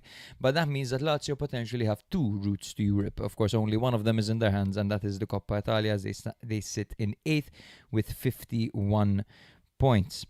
As for Cremonese, of course, they are in 18th place with 28 points, 4 points behind Lecce. Absolutely massive. It could have been 3 points, and they still have to play Pisa.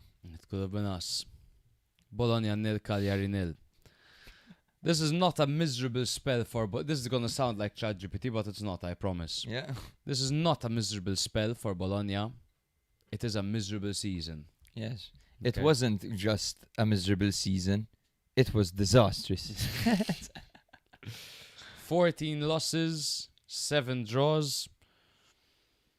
And they can't even find it in them to at least finish the season on some kind of a high note with a 0-0 draw against Cagliari over here. They missed Skorupski, Cambiaghi, Dallinga and João Mario. Cagliari will value this point after Lecce's result as they edge closer to mathematical safety. They beat Atalanta impressively last week, but here they missed Borelli, again, Pavoletti, Mazzitelli and Liteta. And Mendy was not 100%, so with Borelli and Mendy out, they had all their goal scorers of last week out injured. The previous encounter between these two sides was an away victory for Bologna with the score of 2-0. Bologna lined up in a 4-2-3-1 formation with Pessina in goal, a backline of Miranda, Lukumi, Helland and De Silvestri, Mora and Freuler in midfield, Sohm just ahead of them, Dominguez on the left, Bernardeschi on the right and Odgaard up front. 4-5-1 formation for Pisacane's men, Caprile in goal, Zepedro, Mina, Dossena and Ober at the back, Palestra on the right, Folorunsho on the left, midfield trio of Adopo, Gaetano and Deola with Esposito up front. So this was a goalless draw in what was expected to be quite a straightforward win for Bologna at the Dallara. Cagliari arrived buoyed by their thrilling 3-2 win over Atalanta in Matchday 34, but crucially, as I mentioned, without Mendy and Borelli, their key goal scorers in that match, both out injured. Orsolini, historically prolific against Cagliari, was unable to replicate his usual record here. Bologna's awful home form in 2026 continues. They have won just 1 of 9 home league matches this calendar year. A frustrating and largely forgettable game that leaves both sides in the same position they were before kickoff. 14 losses and 7 draws for Bologna, 9th in the league.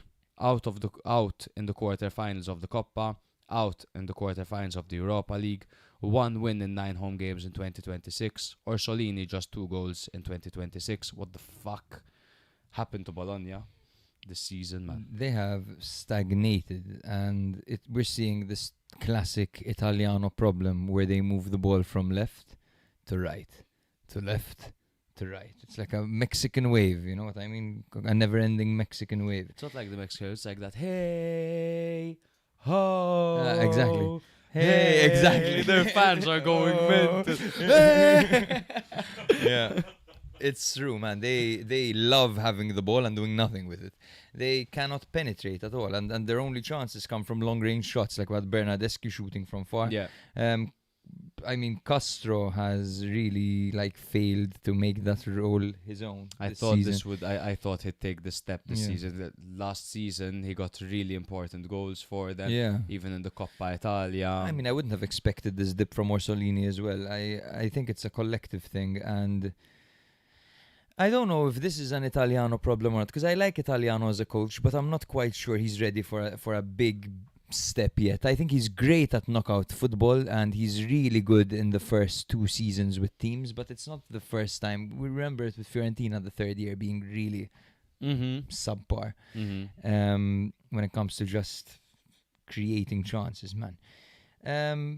I don't know. Look, to be fair, he hasn't been backed by his management, and that's what will be observed by potential candidates for Italiano. Look, Italiano, you said he's not ready for a big step. Sure, I'm not sure. He is. But he hasn't exactly been blessed by a management that is going to give him players that he needs. On the contrary, it seems like Bologna over the past 3 seasons have just been, it's like they're playing strip poker and they keep on losing, and they just keep on taking their clothes off over and over, because they just keep losing their quality players. Man, that Dan Ndoye last season, who was essentially their best player aside from Orsolini, they lost him. The season before, we know what kind of players they lost as well. And they end up in a game like this where they have to play Jens Odgaard up front. Yes. You know, yes, and they've got Helland and Lukumi at the back because they got rid of Beukema Yes. as well. Cagliari were the more dangerous side this Totally, game, and it wasn't totally. even close. Like they had two clear opportunities Mhm. with Esposito and what's his name? Let me just finish this point in the sense that it is stagnation. Italiano needs to move on from this club that is dragging him back, and perhaps Bologna need to explore new ideas, new ways of playing, because if they're going to be depleting their team this rapidly and regressing in their starting 11 quality so rapidly, perhaps they need a more pragmatic manager. You know, Yeah, maybe yeah. they should be going for someone like Allegri that's going to help them not concede goals and to stabilize the ship a little bit and get some consistent results. Italiano can go, he can branch out, and he can play his brand of football in knockout competitions, in the Champions League, in the Coppa Italia, and fight for top 4 at a club that's at least going to tell him, look, you have 80 million euros this season. We're going to bring this guy. Not they bring in Immobile, Bernardeschi, Yeah, a bunch and of these kind has-beens, of guys, right? you know, all these has-beens. Yeah, of course, Italiano has managed to overachieve with the teams he has managed. Of course, getting Bologna a trophy was absolutely massive and historic and should not be undermined. Getting Fiorentina to back-to-back European finals was massive as well. Yes, there is a case to be made for him to be ready for a big step. However, I don't think it would be a Milan or an Inter or a Juve. I don't think so. No. Maybe Napoli. Maybe Napoli. Yes, A fun fact, this is his second last season at Bologna. of course. It's yes. not his third. It's his second It's season. his So second he won in his season. first season. So with he Bologna. won Okay. so they lost Motta and they got Italiano and they won the Coppa Italia and they got Europa League from it. Mhm. That Okay. was it, because last season, and then Fiorentina had what's his face, Palladino. Yes, Exactly. yes, And exactly. Lazio had Baroni. Exactly. Wow, Nice, how nice, different nice. last season It's was. true, bro. I had the Zepedro huge miss. I have to mention what would have been the assist of the season from Michael Foloruncio. What a combo that would have been for Foloruncio. And that might have as well, if that came off, it might have been one of the goals of the season. And imagine 2 seasons in a row, Cagliari have goal of the season. Because they had the Deola one last year with that tiki-taka. I don't think it would have been goal of the season, though. It would have been an incredible assist, but I don't know. It would have been up there, huh? It would have been up there. Maybe. If that maybe. Rafu shot, the way he played him clean through and he smashed it in off the crossbar, for example. No, if the finish wasn't emphatic, yes. Okay, sure, but considering how he skied it. Yeah. 8 points from the drop, Cagliari. To be fair, I would call this a successful season for Pisacane. Hopefully next season he'll get some more breathing room, but he's a 39-year-old manager. I thought they were at risk for relegation, but they got the points when they needed them. They went through a disastrous spell of around 10 games without a victory, which came after a 3-game winning streak for them. But yeah, overall, I would be happy to survive if I was Cagliari at this Matthias point. pointed out that they have never once touched the relegation position this season, Great point. which is massive. It's Yeah, a and they're super in successful 15th, season. you know, they're in 15th, Yeah. they're ahead of Fiorentina. Yeah. They're in 15th on 37 points, whereas Bologna find themselves in 9th again. They were 9th last season on 49 points, level with 10th placed Sassuolo. So Atalanta hosted Genoa in a must-win game for them to continue pushing for that 6th spot, potentially. But Huge. but it was not to be. Como dropped points as well. It was the perfect opportunity for them. And Como have actually been quite poor, but Atalanta can't really get their foot in. Carnesecchi was in goal for Atalanta in their 3-4-1-2 formation with Ahanor, Jim City and Scalvini at the back. Zalewski on the left, Zappa Costa on the right with Ederson and Derun playing behind De Ketelare, and 2 strikers up front in Kristovic and Scamacca, as Palladino really wanted to go for this one. Yep. He really wanted to win it. Going gun-ho. Bilo, no Stitch in goal for Genoa in their also 3-4-2-1 formation with Marcandalli, Ostigard and Vasquez at the back, Ellertson on the right, Sabelli on the left with Frendrup and Amorim in the middle, Vitinha and Ekator behind Colombo. So this was a slow, blocked game played at a very low pace with very little quality that felt like almost training at times. That's the reality of it. And Atalanta really struggled to build from the back with Derun and Zappacosta losing the ball a little bit too often. They had just come off a painful 3-2 defeat against Cagliari, and they needed a win desperately, but instead they couldn't break down the well-organized defensive Genoa block. Scamacca and Kristovic were kept at an arm's length by Genoa's very aggressive backline, and Genoa didn't really have any interest in pushing forward and settled for a cautious point because that's exactly what they need at this point in the season. It's not important for them to risk anything. Atalanta's European ambitions now look very difficult with just 3 games left. Bro, I mean, for Atalanta, do you believe that there's any hope of them getting, well, 6th is a dream gone, right? Of course. I would say so. I think it is. There's 7 points. It's gone. Forget about that. So their only hope right now would be that Inter win the Coppa, so that 7th place would get conference. Is that it? Exactly. So if Inter win Coppa Italia, then 5th and 6th get Europa League, and 7th get Conference League. However, if Lazio win it, then they take the spot of 6th place in the Europa League. So 6th place. So then the team under ends up getting Conference League. There is one thing I want to highlight from this game. So 6th place get Conference League. Yes, precisely. So Jim City made history this game. He has reached 332 appearances for Atalanta. Wow. He has surpassed Walter Bonacina at 331, and thus rising to 4th place in the all-time rankings of the most appearances in the club's history. Now, guess who is above him? In front of him, there are 3 symbols of Atalanta. One of them is Gianpaolo Bellini with 435. The other 2 are active and play for Atalanta now. Who are they? With the most appearances for Atalanta. Yes. They're active and they play for them right now. One of them is Jim City, you said. Their own. Yes. And the other one shocked me, to be honest. 341 matches. 341 matches. Pasalic. Yes, man. Insane, man. Insane, eh? I never thought about that wow, he's been there for so long. He left Milan in like, what, 2014, was it? When Milan won that Super Coppa against Juve. Yes. And he scored the winning penalty. Exactly. Wow, bro. Yeah, because he hasn't been a regular starter. He's just been a main feature for them. I mean, I don't want to waste anyone's time with this game other than that, but congratulations, Berat Gym City, on this beautiful accolade, and congratulations to Darun and Pasalic, who are legends, and we should appreciate them. Absolutely. Atalanta, yes, in 7th, as we said, with 55 points, while their adversary in Genoa are 14th with 40 points. Yes, I'll also rush through this game. While you do so, I'm going to go to the bathroom because my chicken nugget is going to blow. Same, bro, to be honest.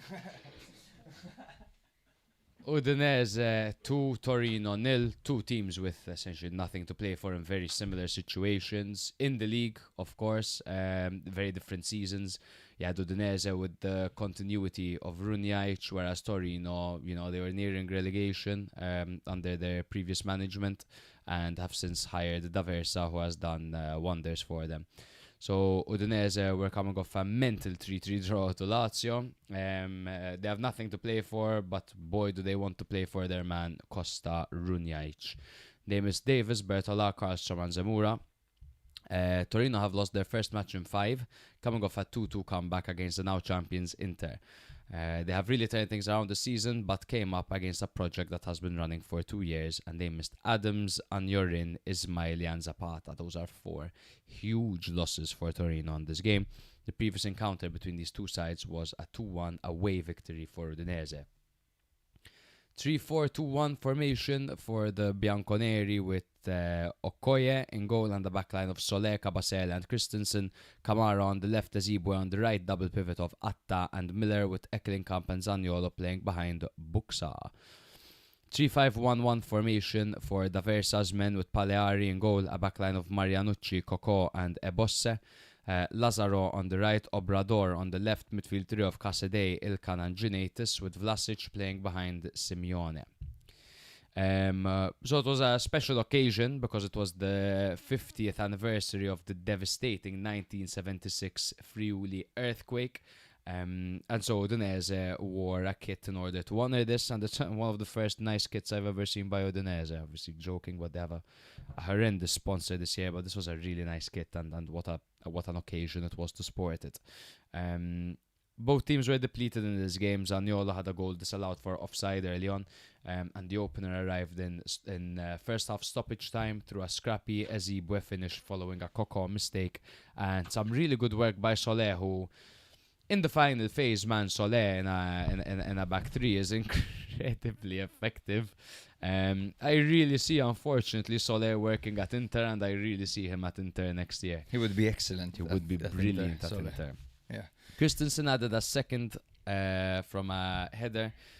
A second half header from a Miller corner. The keeper came out terribly. I believe it was Paleari.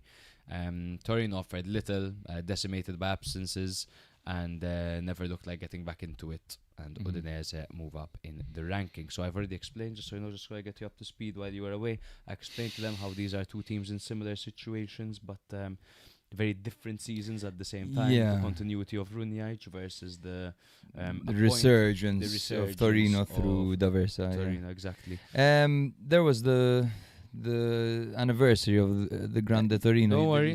Yeah. There's a special kit for it. Yeah. Without the horrible You saw sponsor. Zapata, man. It's always so powerful when they meet at the site. And the captain, it's a tradition every year. He reads out the names of all the fallen players and the reporters who were there.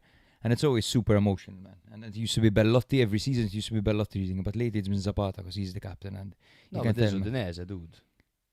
You're probably mixing it up with the Grande Torino thing. I'm talking about Il Grande Torino of no, That's but the special kit was for the Friuli earthquake that happened 50 years ago. Okay, yes, but I'm talking about something completely separate. Okay. They both had a disaster. Yes. A disaster occasion. So this was the anniversary, yes, of the Grande Torino. Well. That's why, yes, I saw it on social media. The captain, Zapata, was reading out the names. Yeah. Oh, wow. Very emotional. Very emotional for both teams. So what is the Friuli earthquake? There was a Friuli earthquake in 1976. Friuli obviously being where Udinese are from. Yeah. So they have a 50-year anniversary kit from it. Okay. I don't know how many players, if any players died or whatever, but it's to honor the city, right? City, yeah. I want to give a shout out to Zaniolo. Shout out Zaniolo. 2 Rockstar. ACL injuries. Fell out with Roma, went to Turkey, failed his spell in the Premier League at Villa, failed at Atalanta, failed at Fiorentina, became a drunk mess, beat up 2 children in the Roma training ground. Look at him now, man, really bouncing back. Yeah, urinated on their facilities. I'm not even exaggerating. Beating up is a bit of an exaggeration, but they were hospitalized. Yeah, with shock though, bro. Why the hell am I laughing? That's awful. Yasra, they were devastated. Yeah. But I know he's really turned things around. I mean, that is no exaggeration. That's the state Zaniolo was in. He was a loser after so many failed spells. People speaking about him like he's a has-been, 2 ACL injuries, you know. And he was the next big fucking thing for Inter, for Roma. Scored one of the best goals we've ever seen. Dude, we're speaking about it with David last weekend. Even he remembers it, and he doesn't really watch Serie A. We're talking the goal against Sassuolo, of course, where he had the whole team on the ground and he dinks it in. It was beautiful. 5 goals and 6 assists this season, but most of all, just influential. The guy doing everything for Udinese, the guy Udinese can rely on. Massive shout out to Zaniolo. Just to look at the past 3 seasons for Udinese, this is their best season in a while. In 2024, they were 15th on 37 points. That was pre-Runjaic. That was the Sotil season where they started so positively and ended so poorly. Where's Sotil nowadays? He was decent, man. I don't know, injured for Lecce. 2025 last season 12th on 44 points, and now in 2026 with 3 matches to go they're 11th on 47 points. So Runjaic has this team fighting to take back their title as a top 10 Serie A team. Nothing of note on Torino, a much improved side under D'Aversa, but nothing to play for and heaps of injuries. We'll see them in the derby against Juve, to be honest. Yes. He's at Modena, by the way. He's at Modena. Yeah. Nice, you should try that restaurant, Osteria Francescana. 3 Michelin star. They're qualifying for the playoffs, huh? Modena. Yes? Yeah. Come on, Sotil. They're in 6th right now. There's 1 game left. Amazing. Torino, 13th, 41 points. Udinese, 11th, 47 points. Let's jump to Daniel, who has every reason to celebrate this week as his Inter have lifted the Serie A trophy. Daniel, our dear friend, great patron, take it away.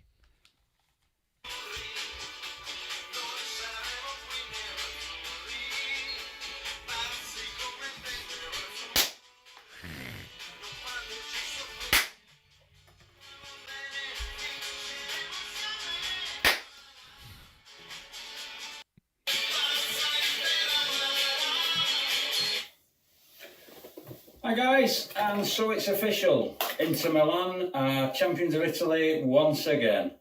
Don't know where to start really. I'm just about sober enough to send you a little message after 2 days of beer and doner kebab pizzas. So I guess I should start by thanking the players. They've all played their part this season. The squad's been used brilliantly. I suppose the biggest shout-outs have to go to Lautaro, Captain Fantastic. If ever a season showed his importance to the team, it was this one. When he was out, we had one little wobble where things started to look a little ropey. Di Marco, who was written off by so many last season, has come back stronger than ever, broke the assist record for Serie A. Has been absolutely fantastic all season.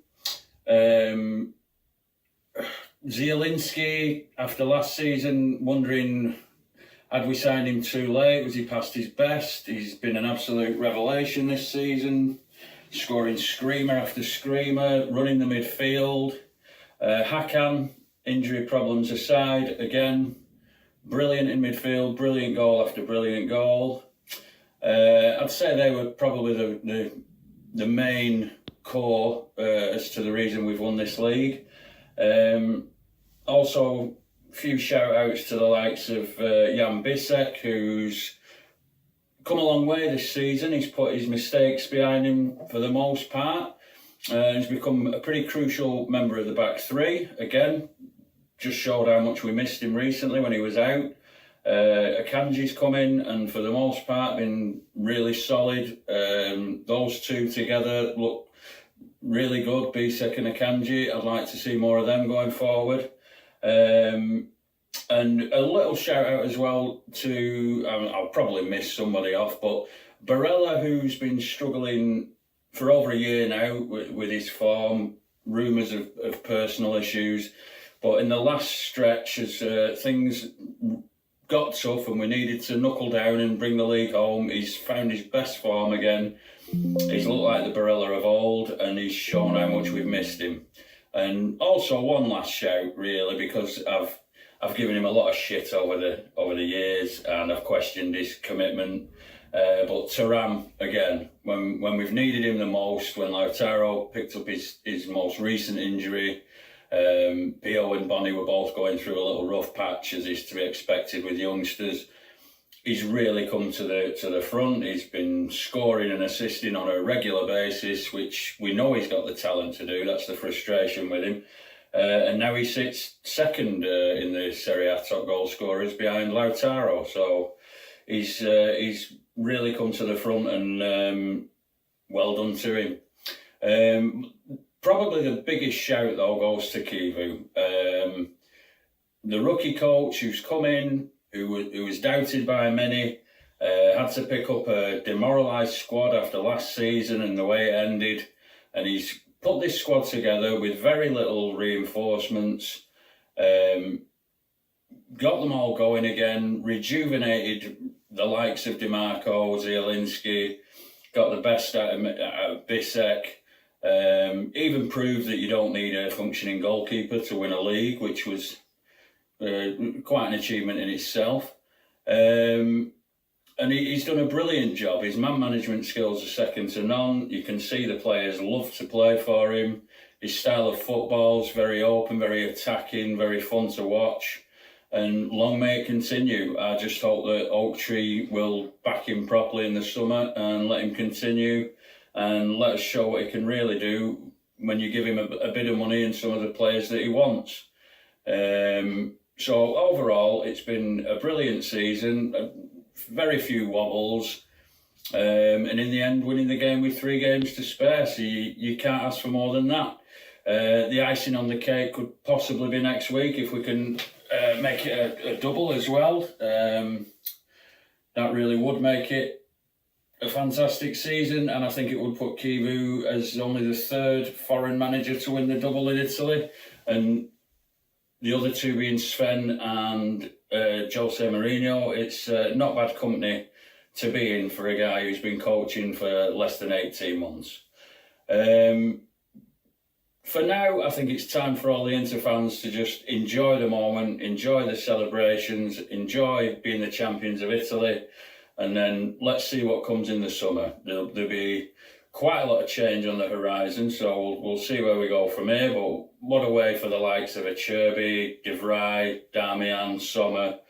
They can all sign off, Mkhitaryan, with another league winners medal, go off into the sunset with their heads held high. The youngsters who've come through, who've been up and down, as you'd expect, but Sucic, Boni, Pio, these are players now who can say they're a Serie A winner, which will give them a lot of confidence going forward. And it'll be nice to see what happens in the summer. So that's about it for now, guys. I'm going to go back to drinking myself silly, and I'll hope to speak to you soon. Cheers, guys. What a legend. It's actually been really fun having Daniel in the chat, having an Inter perspective and someone to, to pick on everyone else, because he's very much, he's very provocative. He has banter, and I love that about him. And it was getting too friendly in the chat. It was getting too friendly. We did absolutely. And Tyson likes bro. giving him a piece Yes. back as well. Him and Tyson have really brought this fresh kind of banter in the chat.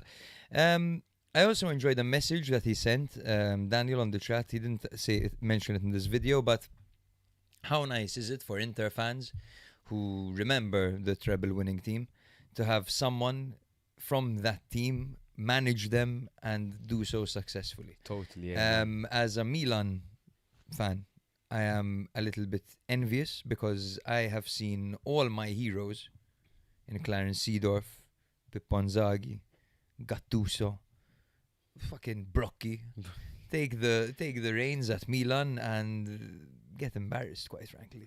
Yeah, totally. In one of the worst periods in our recent I mean, history. get embarrassed. It was also, there was a lot going on. There was a lot of course. going on, bro. Of course. A lot going on. Those are soldiers of the banter era. Yes. They did the best they could with the little experience that they had. Absolutely. But Daniel's point spot on. I think we're very aligned. They deserve it, man. Inter. They can enjoy it now. Like you said, it's about getting rid of that dead weight. It's about developing their youth, which Chivu excels at. That's something that we still need to see with Chivu. How players develop under him. How players are going to develop under him. Yeah. Because this is someone that, in an ideal world, this is the dream of every football fan. That a former player becomes a coach at a young age and they have fucking 12 years together. Yeah. You know what I mean? That's what everyone wants. That could be very much the case with Chivu and Inter, that they've found their guy, maybe not 12 years, maybe it's 5, whatever. And the likes of Pio, the likes of Boni, the likes of Sucic, and all these other guys they're going to bring in the meantime can progress under him, and they could have new star players within that age demographic, We've already seen some massive improvements from players that aren't even that young, quite frankly. Players that we thought were in their prime. Potentially. I mean, dude. DeMarco transformed. He made history this season. That's crazy under Chivu. Pio Esposito, man, went from playing in Serie B to playing in Serie A and then fitting in like a glove. So yes, absolutely, bro.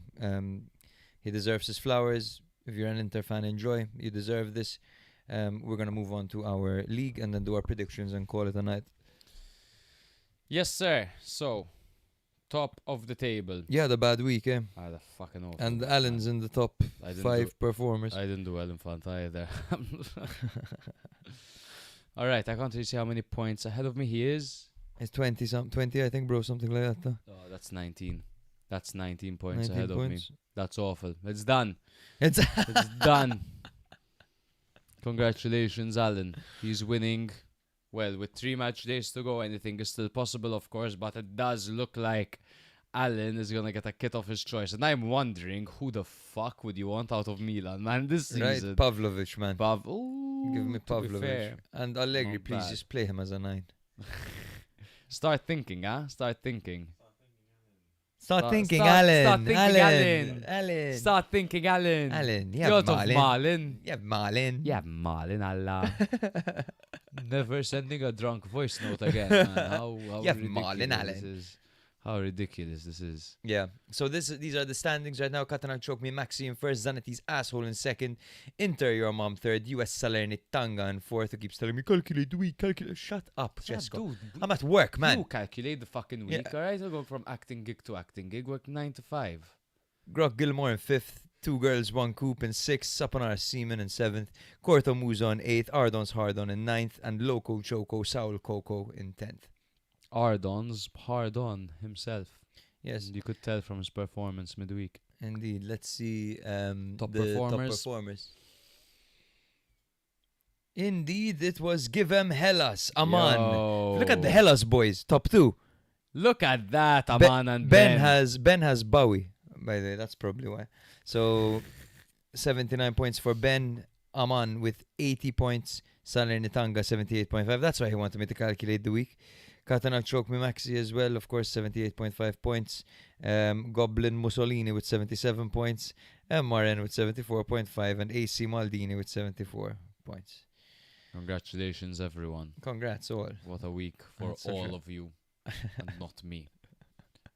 Hellas Verona fans have had a better week than We me. are tied in our predictions, so we have to take this seriously. We have to lock in, man. Okay, shit. All right, so it's currently 8-8. Jake, you need to start this week. I'm going to pull up the fixtures. 3 match days to go, brother. All right, bro.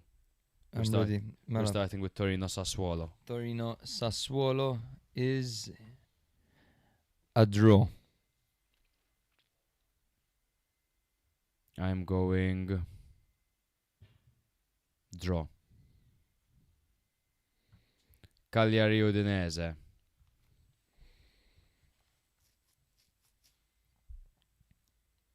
Udinese.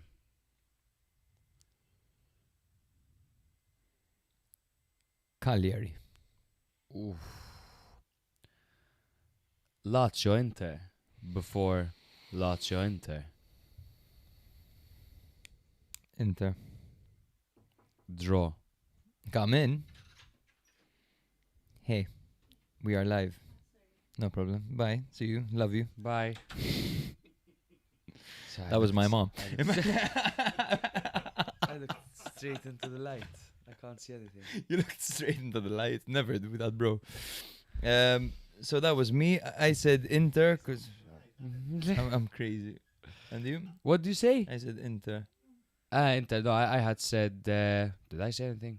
I said draw. You said draw. I Okay. said draw, and you said Inter. So now it's you, Lecce, Juve. No, now it's you. I started that one.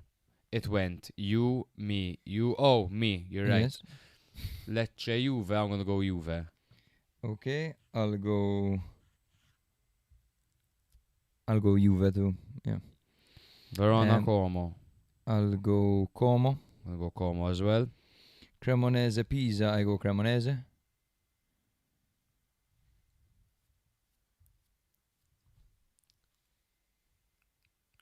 Draw.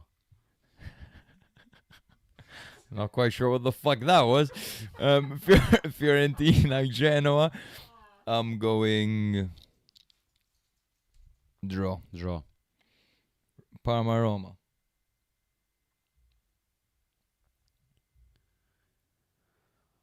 It's so difficult. Jesus, man.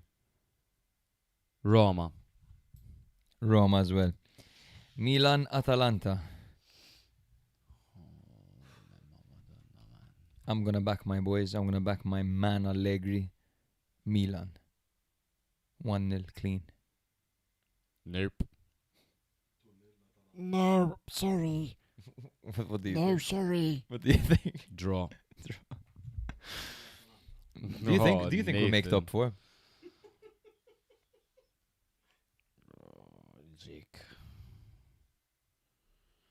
Because you have Roma to win and in Milan. 4th place. You have Roma and Juve to win, right? And Milan to lose or to draw.